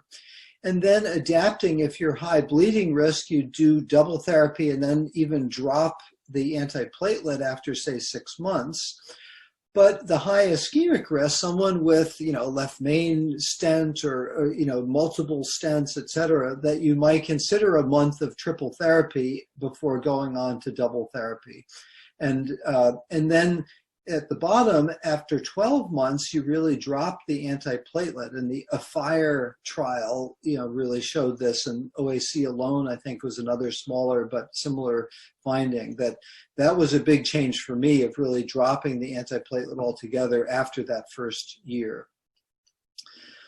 So transitioning to atrial fibrillation, some really amazing trials. And this one for me, my tweet on this was, wow, paradigm shift, that looked at rhythm control. So we haven't talked about this in a decade, and, referred some patients for ablation, if they have a lot of symptoms. But beyond that, really hadn't thought about the notion of rhythm control to try and improve clinical outcomes. But that was the goal of this study, to see whether an early rhythm control strategy, early after the onset of atrial fibrillation, so within a year, whether that could reduce cardiovascular risk. And so the recent onset is, I think the average was like 3 or 4 months, so pretty soon after onset, that they pursued either a rhythm control strategy, largely with drug therapy, versus usual care. And this is from the New England Journal paper that illustrates what were the therapies, tried initially and then at the 2-year time point. And the drugs are color-coded on the right. Really the full spectrum of all the different antiarrhythmics that we use these days. So just about everybody got some type of antiarrhythmic, and then ablation is shown at the bottom, of 8 and eventually 20% of patients in the rhythm control strategy had ablation, and the remainder here, with drug therapy, and a sizable percentage stopping, versus the usual care of really just anticoagulation and not much rhythm control. And so shown here, it's older. And that's been a group where across the globe, at least with the 2 different doses of dabigatran, for example, the lower dose of 110 milligrams is the recommended dose for older patients with atrial fibrillation. So that concept of using a lower dose has been out there. They went and used the 15 milligram dose. So the approved dose is 60 milligrams. And then if you have poor renal function and have to adjust, it's 30 milligrams. And they used the 15 milligrams in these patients who are 80 years or older, many of whom have, reduced renal function.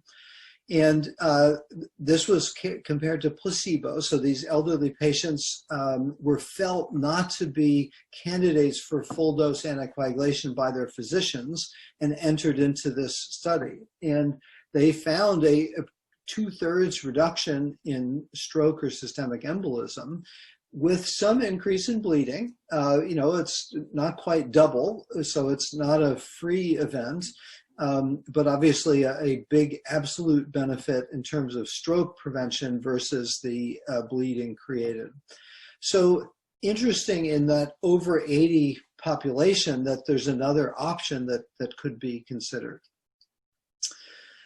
We also had a new guideline for atrial fibrillation. It's a huge document. There are something like 25 figures, and I've just pinched out 2 of them to show a really nice concept of integrated atrial fibrillation management. And the notion that was touched on in heart failure of all the other different risk factors to be managed, that you need patient education, coordination between different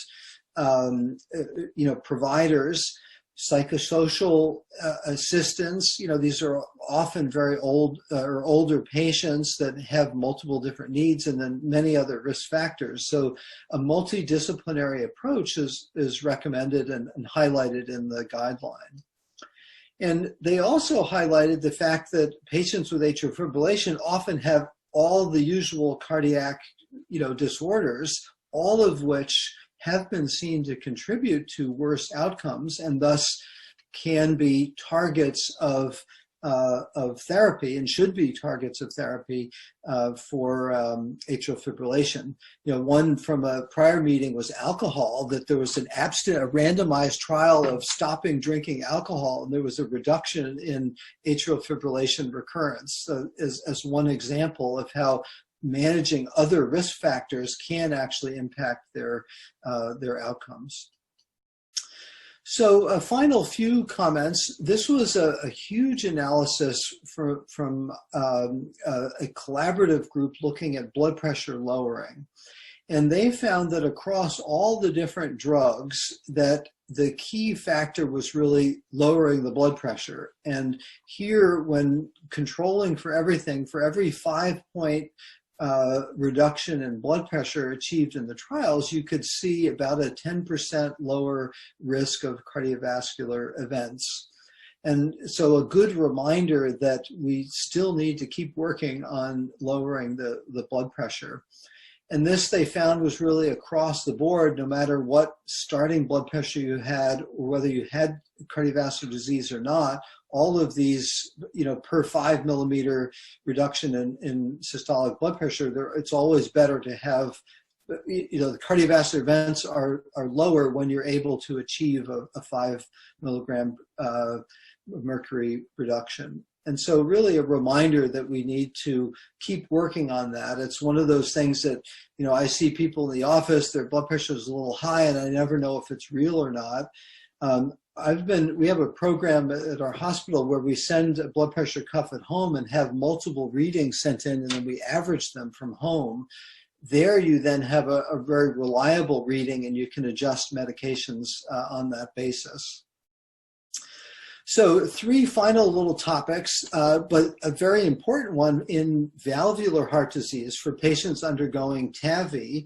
Or TAVR, depending on how it's described, what antithrombotic therapy should be used. Currently, there's a mix of like 10 different things that, you know, are used. This study randomized patients to aspirin and clopidogrel versus just aspirin alone, and had a huge reduction in bleeding with aspirin alone, and no difference in cardiovascular events, including ischemic stroke. So they concluded really that aspirin alone, as compared with 3 months of aspirin and clopidogrel, has lower bleeding and didn't worsen thrombotic events. And so that may become, you know, and I'll defer to my interventional colleagues as to what they do, but this was the kind of data that we need, randomized trial data of what antithrombotic regimens. And, you know, here more is not always better. And we're realizing that being judicious in the antithrombotic therapies that we've just covered in antiplatelets and AFib, et cetera, really can be helpful. Another study looked at how quickly should you transfuse patients, and this was in the high-risk cardiac patients. Should you be very liberal or restrictive? And a more restrictive transfusion strategy was seen to have equal outcomes in terms of MACE, but also, you know, has reductions in amount of blood received, et cetera. So, you know, I think an interesting thing that we cannot rush to transfuse all of even our high-risk ACS patients. And a final thing, since we started acknowledging how ravaging COVID is, this was a randomized trial of what should one do with ACE or ARB. There was an editorial in The Lancet in March, I think, that raised the possibility that ACE might be how COVID gets into tissues, and would, you know, taking an ACE inhibitor make that worse? Lots of debate, et cetera, but then this trial was done, coordinated out of Duke in Brazil, the BRACE group, that they found no difference whether in this randomized trial of continuing the ACE or ARB or suspending it. And so I think nice evidence to say that we can continue it. All the society said really should continue, because we know the benefits of this class of drugs and we don't know the harm. And now we know that there isn't any apparent harm with that. So I think a really nice way to end the ESC with something relevant to everyone's biggest worry these days. So with that, I want to thank you very much for your attention, and I guess you might share my enthusiasm for just the wealth of new data that came out at this meeting.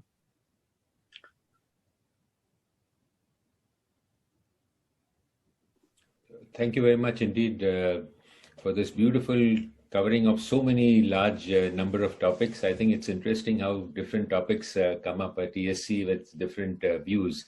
One simple question: if there is a trial which is positive with a new drug, we all jump for it. But I'm sure we are not going to jump for colchicine. For some reason, I feel that there is enough data with colchicine, and yet I somehow feel that we're all not going to start colchicine, say, as Ashok said, from tomorrow in our patients.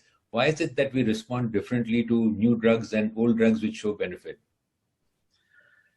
Well, you know, Bayesian theory is probably operative, you know, that we get locked into ideas. And I think Stefan showed a lot of things that we thought used to work, then we realized, whoops, they don't. Or the rhythm control thing, I'd signed off of that, and then suddenly it's back. So I think we come with a understanding, we think we know what we're doing, we're trying to offer that, and it does take time.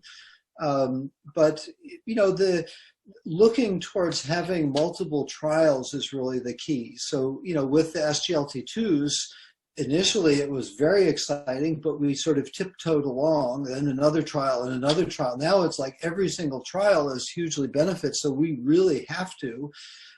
You know, there are now a few with colchicine, and I think, you know, it's incumbent on us to try and use that, and we'll look to the guideline committees, I think, to synthesize this and make a recommendation of who would be the ideal patients. So we'll have to synthesize it a little bit as to where the real benefit, you know, could be. Yes, I think one of the other reasons is that it's not an easily tolerated drug either. I mean, we must remember that this trial actually had this, run-in period of a month, so that only those who tolerated it, and I think nearly 15–20% didn't even tolerate it and were not even in the study. So it actually ran in those patients who tolerated it, and then that's how the study was done.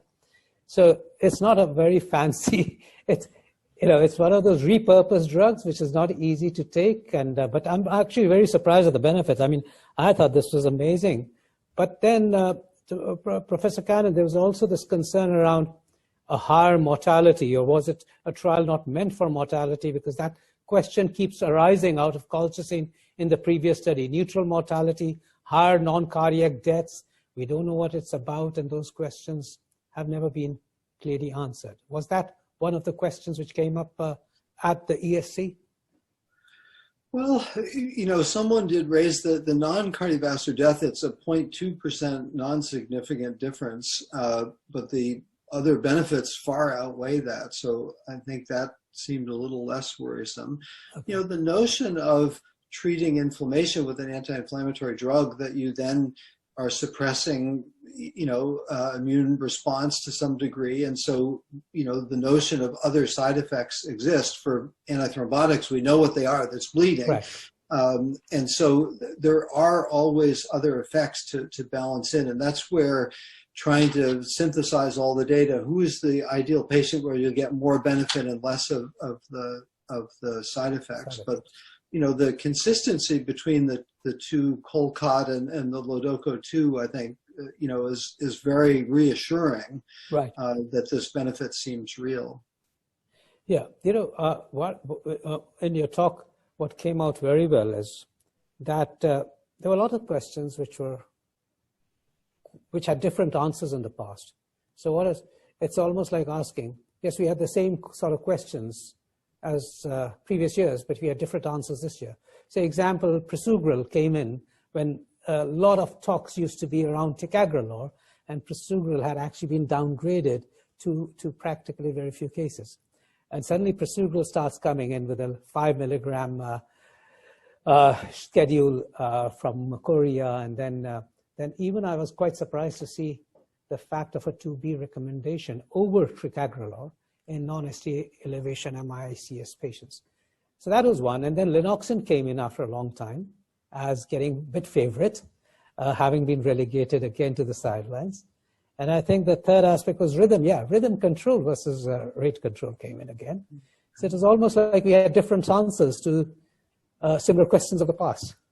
Yeah, it is remarkable. And, you know, one of the difficulties, I suppose, in our clinical research thing, and Stefan alluded to this, is that we have the funding for new drugs to develop them. So we get the huge trials, and there's less funding for the older drugs, and a lot of questions exist. And so, you know, we're all hoping that, and saw hints of this with COVID, is could we develop simpler trials that could quickly answer these kind of important questions, and sometimes re-questions in the current era of, you know, beta blockers in stable patients is a key question that many people have asked.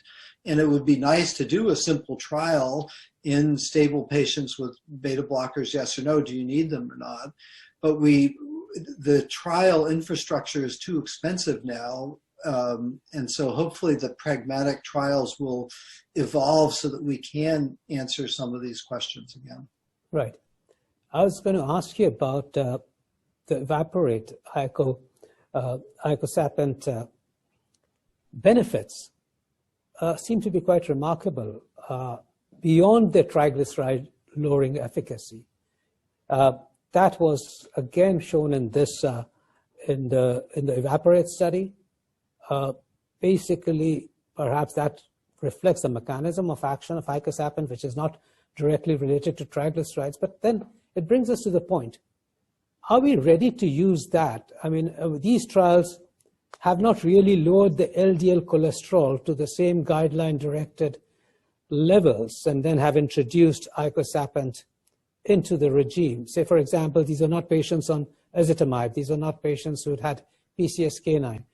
I'm talking about incremental benefits versus addition of icosapent. Well, there, thankfully, in the REDUCE-IT trial, the LDL achieved was 70. So they were very intensively treated. I think 99.6% were on statins. I forget what percent intensive, but LDL at 70. So I think there, thankfully, the trial was done well to say this is a benefit. You know, understanding the mechanism is always, you know, it takes us a decade or two after, you know, a given trial result that we fully understand. But a takeaway has been, and a guy, Mason Freeman at the Mass General, has been studying EPA for a decade or more. And apparently this is a molecule that will soak into lots of different tissues and then stabilize them. And that may be more of the mechanism. And, you know, they had analyzed the EPA level in the blood as a key factor of relating to benefit. And so we will need to learn, but thankfully we do have the big clinical outcome trial with REDUCE-IT to say, you know, it has one or two side effects. It's not side effect free, but huge benefits, so that it does look like a very good therapy, and maybe especially relevant in India, because the dyslipidemic lipid profile is so prevalent. Absolutely. Everywhere now, but especially in India. In your practice, when do you use the icosapent? Well, so I do it at the end. So I do the European guideline for LDL, a very simple statin, check the LDL, ezetimibe, PCSK9, and then I look at the triglycerides, and if it's above 135 milligrams per deciliter, then I add the icosapent ethyl. Okay. And one or two other times, I don't know if this is always relevant, sometimes I can't get the PCSK9, and someone who has the LDL is still not perfect, but I can't get them the PCSK9, that I'll add, and if they have high triglycerides, I'll add the icosapent ethyl as sort of the added protection there. But in the evaporate trial, the statin group of patients, the placebo group they had increase of plaques, etc. on the imaging. Now, when we do a PCSK9 or a statin trial, they usually show regression of the plaques. So why did in this particular study the plaques increase? We should actually have a study where you get regression of plaques with statins, and then this drug should produce further reduction of plaques. Then I would think that the drug is beneficial. Why is it that in the statin group the plaques went up? They should have gone down in the first place. It's a good, it's a 68 patient study. So, but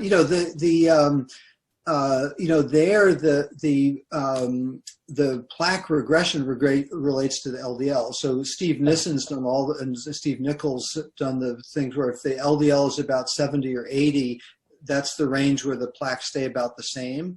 And I actually have to look and see what the LDL was and evaporate. But then below that is when you start to get regression. I think the fact that, these are two different mechanisms that are really complementary, and thankfully was studied in very well-treated LDL managed patients that we saw the benefit. So I think of them really as additive and different axes of benefit. Right.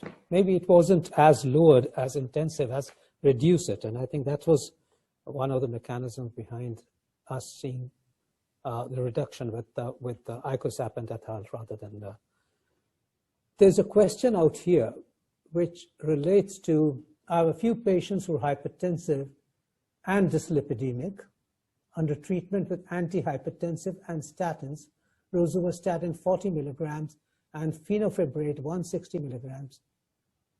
Still triglycerides remain high. How should they be treated?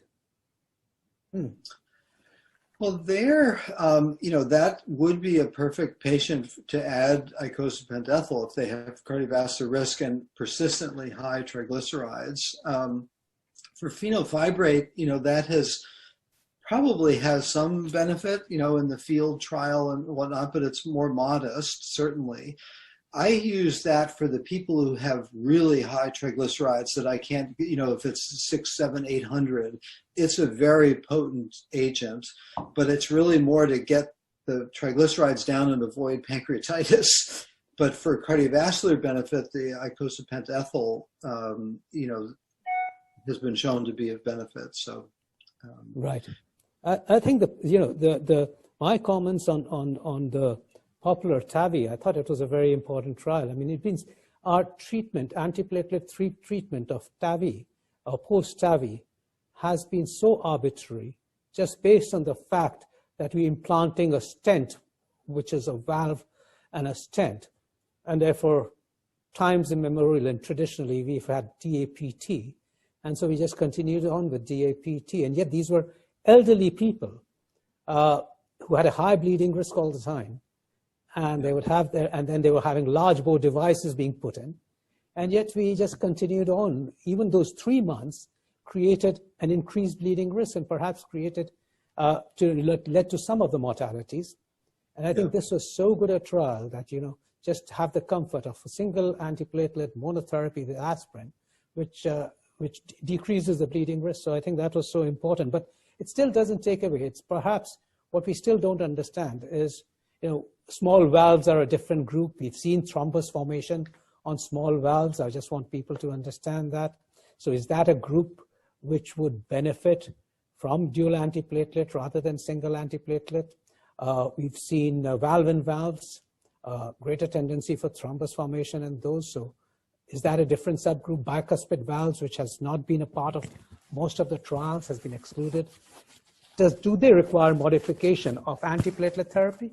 And perhaps an occasion where small valves, do they require even NOAC without antiplatelet therapy? I think there's still some questions unanswered, but for at least a large proportion of patients undergoing TAVR, it just makes sense to be aspirin alone. Yeah, there was a trial of 10 milligrams of rivaroxaban that failed to show benefit. Oh, yes, it did. Yes, it did. That's right.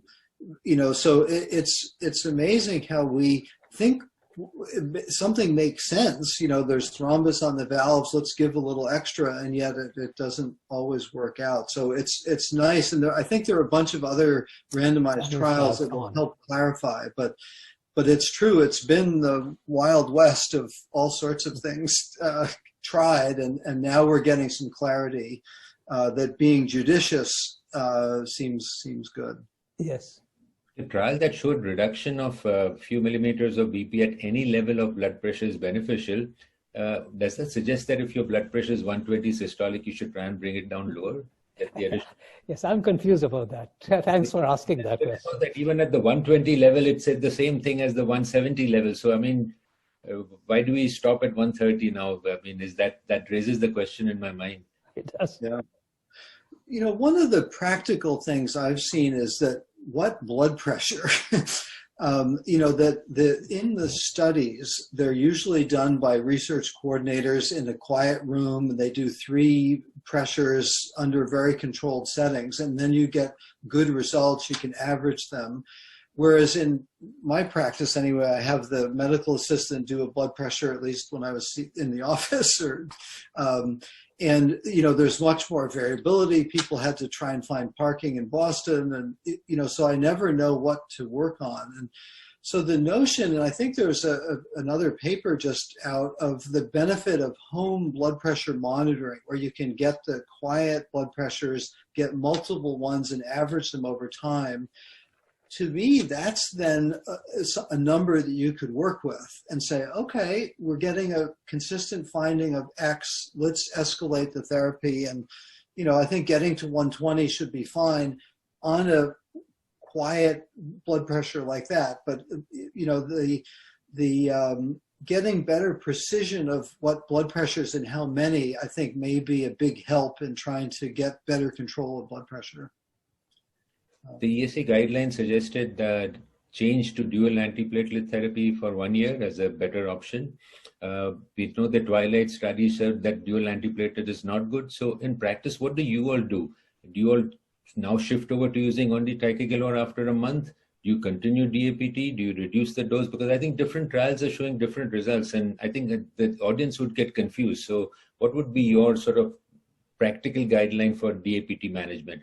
I know it's easy to say, look at high bleeding risk and low bleeding risk, but that's not usually possible. They usually have, as you said, most patients have high bleeding risk and high ischemic risk. So what is the practical solution for this? Well, in general, post-PCI, and this is in the absence of atrial fibrillation, I do think of a year as my time frame. But there are people who have had prior bleeding, or certainly if someone starts to have bleeding, like very frequent bruising, that at a 6-month time point to drop aspirin then as opposed to at a year. That's my simple sort of base case approach. Right. You know, there's good evidence that at the 3-month time period, you know, with Twilight, that you could do that earlier. And so if you're more worried about bleeding, if the patient's older and has had bleeding in the past, you know, then you could consider that at 3 months potentially. There's a greater tendency for the NOACs as a single antiplatelet regimen after 3 months. Both TICO and Twilight showed that, as opposed to clopidogrel, which was in stopgap. But then, you know, those were, I mean, there are 1 month DAPT studies, but then they have been, I was guided in multiple ways to get the same sort of results and know, you know, to balance the thrombotic risk versus the bleeding risk. So I don't think the jury is out at the moment on many of these, but I think I still balance it out for bleeding risk versus thrombotic risk. And ACS patients, the worst ACS patients, Twilight was a good study for the worst ACS patients. Event rates were not high, the stent thrombosis rates were not high, and the bleeding risk came down. So I think in the new P2Y12 inhibitors, we do have a potent agent as a single antiplatelet therapy whenever you want to actually switch people onto it. Expensive, but on the other hand, expensive. So that's the whole issue around all this. So it's not easily reimbursed by many countries as a single antiplatelet therapy, which should go on and on unless it's very guideline directed. Prasugrel is cheaper for us now. We don't have a study of only Prasugrel after 1 month. We need a study for only Prasugrel after 1 month to prove that. This was fine. The study which came out from Korea was actually on small body weight patients. I don't think they were very small body weight. They were still 70 kilograms, but they perhaps don't fit into the American body weight systems. They were average of 70 kilograms. And that was a good study where it decreased Prasugrel to 5 milligrams, but it was still a dual antiplatelet therapy continuing with 5 milligrams of prasugrel instead of 10 milligrams of prasugrel. There's no study with a single prasugrel. Absolutely, there isn't.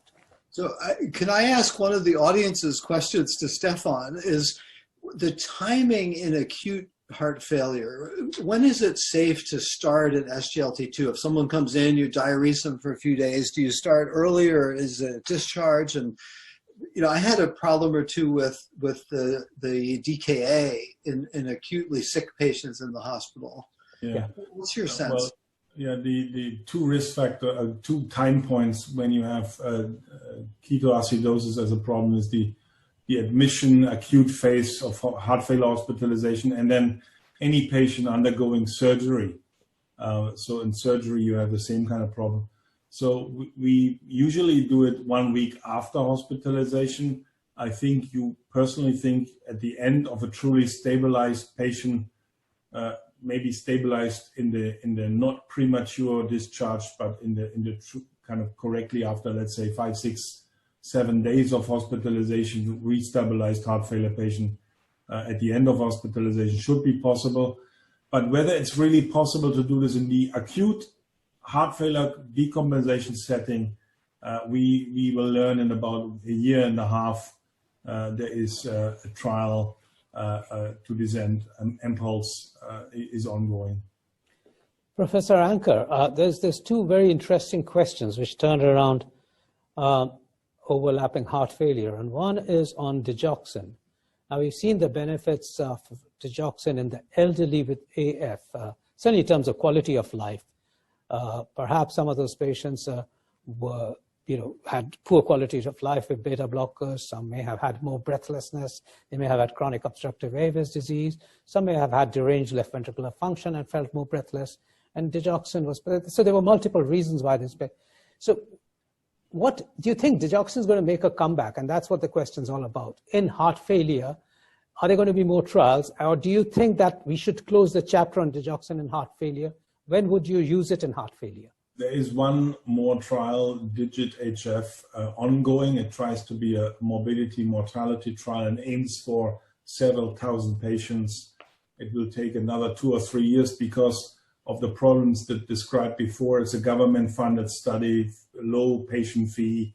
This is really, you need enthusiasm also to randomize for this and do this in many patients.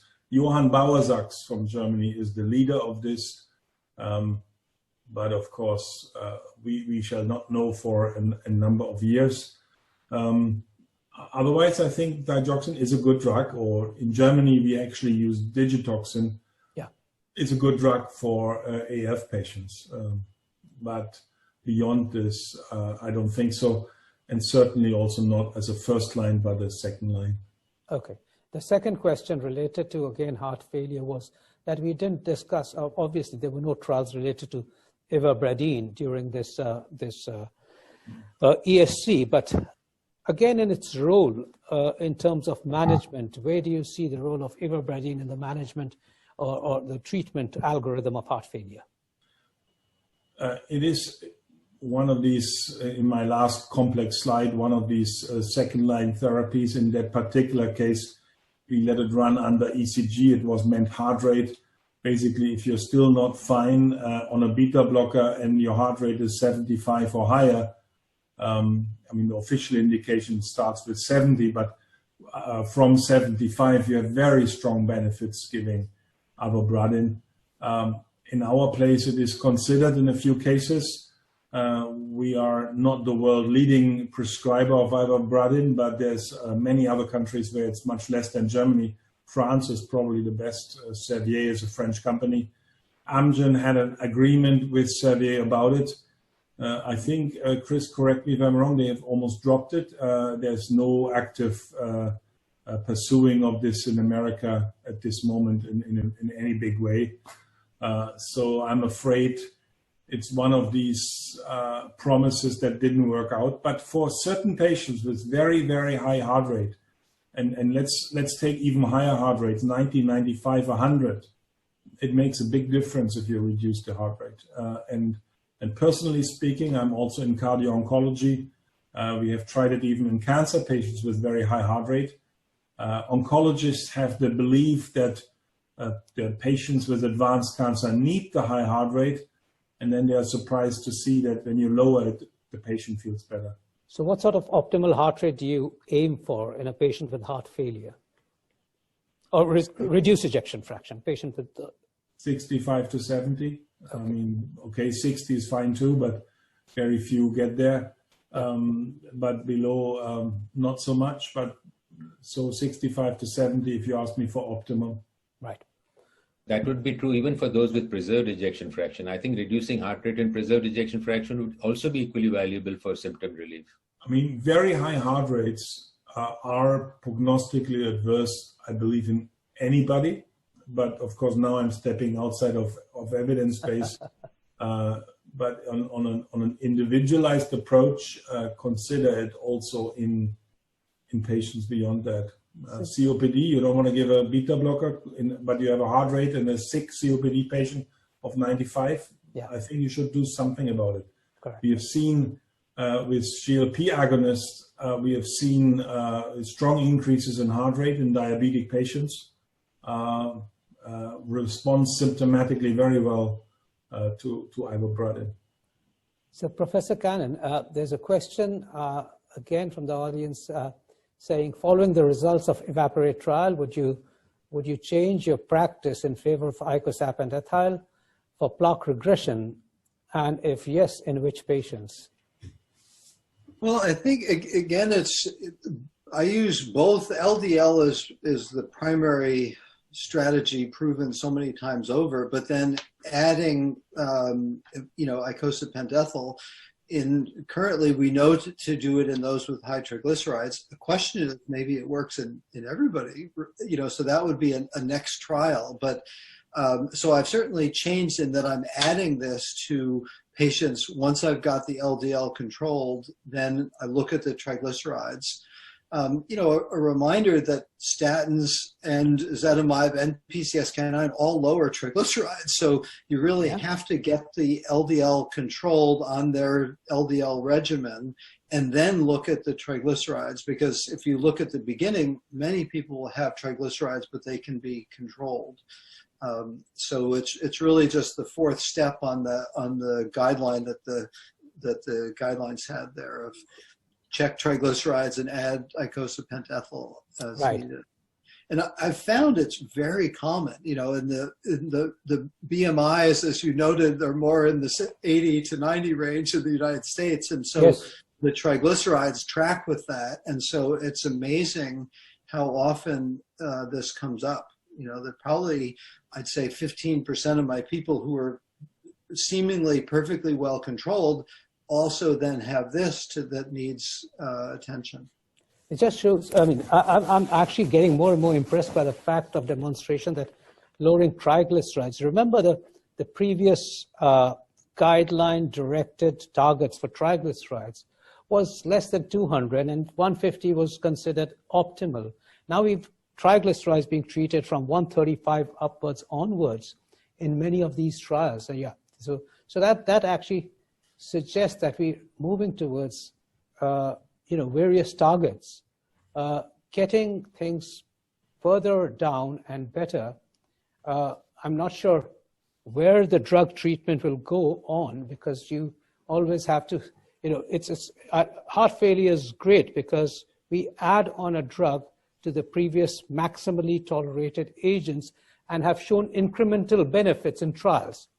Now, that's a very important aspect, incremental benefits on previously established full guideline-directed medication. And when you show that, you have a great additive effect. Somewhere in this whole lipid story, we have drugs coming in.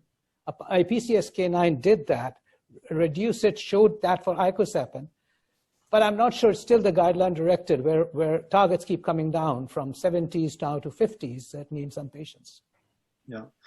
I certainly, for the targets for LDL, that's now, I think, very clear. The direct randomization was the stroke trial, treat stroke to target, where they titrated and got to less than 100, less than 70, and it was better. It looked almost identical to the prove-it trial results, actually, the curves and everything.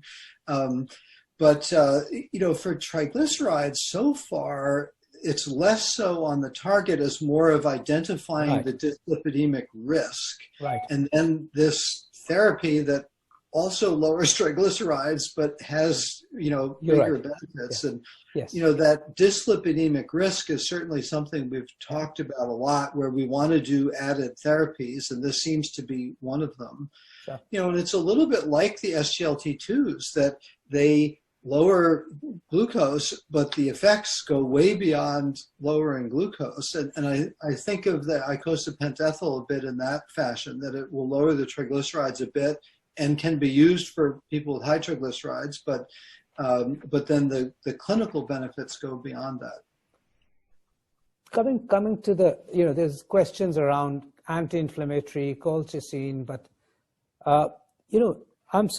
one of the things which surprises me is that none of these, while we talk about anti-inflammatory, none of these studies actually looked at, or did they look at the inflammatory markers like hsCRPs and others to see whether we were actually, what is the benefits of an anti-inflammatory effect of these drugs? For example, as we remember, rosuvastatin and high sensitivity CRPs, we saw benefits of those. Now, what about any markers which were used in these studies? Well, they have been looked at. I think Paul Ridker, has been championing this line of investigation really for 25 years or 30 years. We were fellows together, so we've been doing work along the way. And in the CANTOS trial, they did seem to see that those who ended up with lower markers of CRP or IL-6 seem to have better outcomes. Okay. It's an observational comparison. The canakinumab markedly reduces markers of inflammation. He also did a trial with methotrexate, the CERT trial, that had no benefit whatsoever, and interestingly had very modest, if any, changes of the biomarkers. So the biomarker lack of benefit there, lack of clinical benefit seem to correlate. So we will need more data, but I think the colchicine data, will encourage more investigation of the anti-inflammatory agents, to really say that this seems to be working. We certainly know it's a potent additional risk factor beyond lipids, so that I think this field will continue to grow and we'll learn more. I think, we are at 8:20. Jamie, any other questions or any other practical points from your side? Because I think that we should be ending very soon. I mean, our guests have been absolutely wonderful, and they've been so patiently answered every aspect of perspective, given the perspective, answer those questions, put it into practice, put it into practical implications, their practices, to their practice, into our practice. Now, over to you, Jimmy, yourself. First, I must thank both speakers for the excellent presentations and covering such a vast number of topics in this brief period of time, giving the practical experience. And I think it's a good time to stop. The audience must be saturated to be able to adjust and understand so many trials and so much data that we've been presented with. But I think that it's all been interesting, and I think there are many of these trials which are going to be significantly benefit for our patients and improving their lifestyle and their mortality. So I think great meeting. Thank you, Ashok, and thank you very much to the speakers. And over to you all at the Lupin. And I was just going to say, Professor Cannon and Stefan Anker, Professor Stefan Anker. I mean, of course, Stefan has been to our center, which has been great, and he's been, it's been a close association. But I must say this. That'd be so much wonderful for all of us to speak to you both at least once every 2 months and clarify and put everything into perspective. And what a wonderful occasion it would be. But I'm sure, as the questions keep pouring in, there's so many practical points that one would have loved to continue to discuss, but it's been so great of you to be here. I mean, you've related everything which happened at the ESC. And some of us who actually missed some of those perspectives have been really benefited from this wonderful 2.5-hour session. So I think, thank you very much. It was great. It was wonderful to have you with us. Pleasure. Over to Lupin. Well, I want to say thank you. The format of this group discussion, I think, is tremendous, and then getting all the questions. So this is just as good as it gets in terms of new data and then interpreting it. So I'm delighted to have been part of it. So thank you. Thank you. For me. Thank you, sir. On behalf of Lupin, I thank Dr. Ashok Seth, Dr. Jimmy Dalal, and as well as Professor Stephen Anker and Kastur Kannan for shelling out their time and be in the discussion. It was a really fruitful discussion for all our audience. I once again thank all of you and the audience for shelling out their time and going through this program. Thank you very much. Thank you. Bye-bye. Thank you. Thank you. Bye-bye.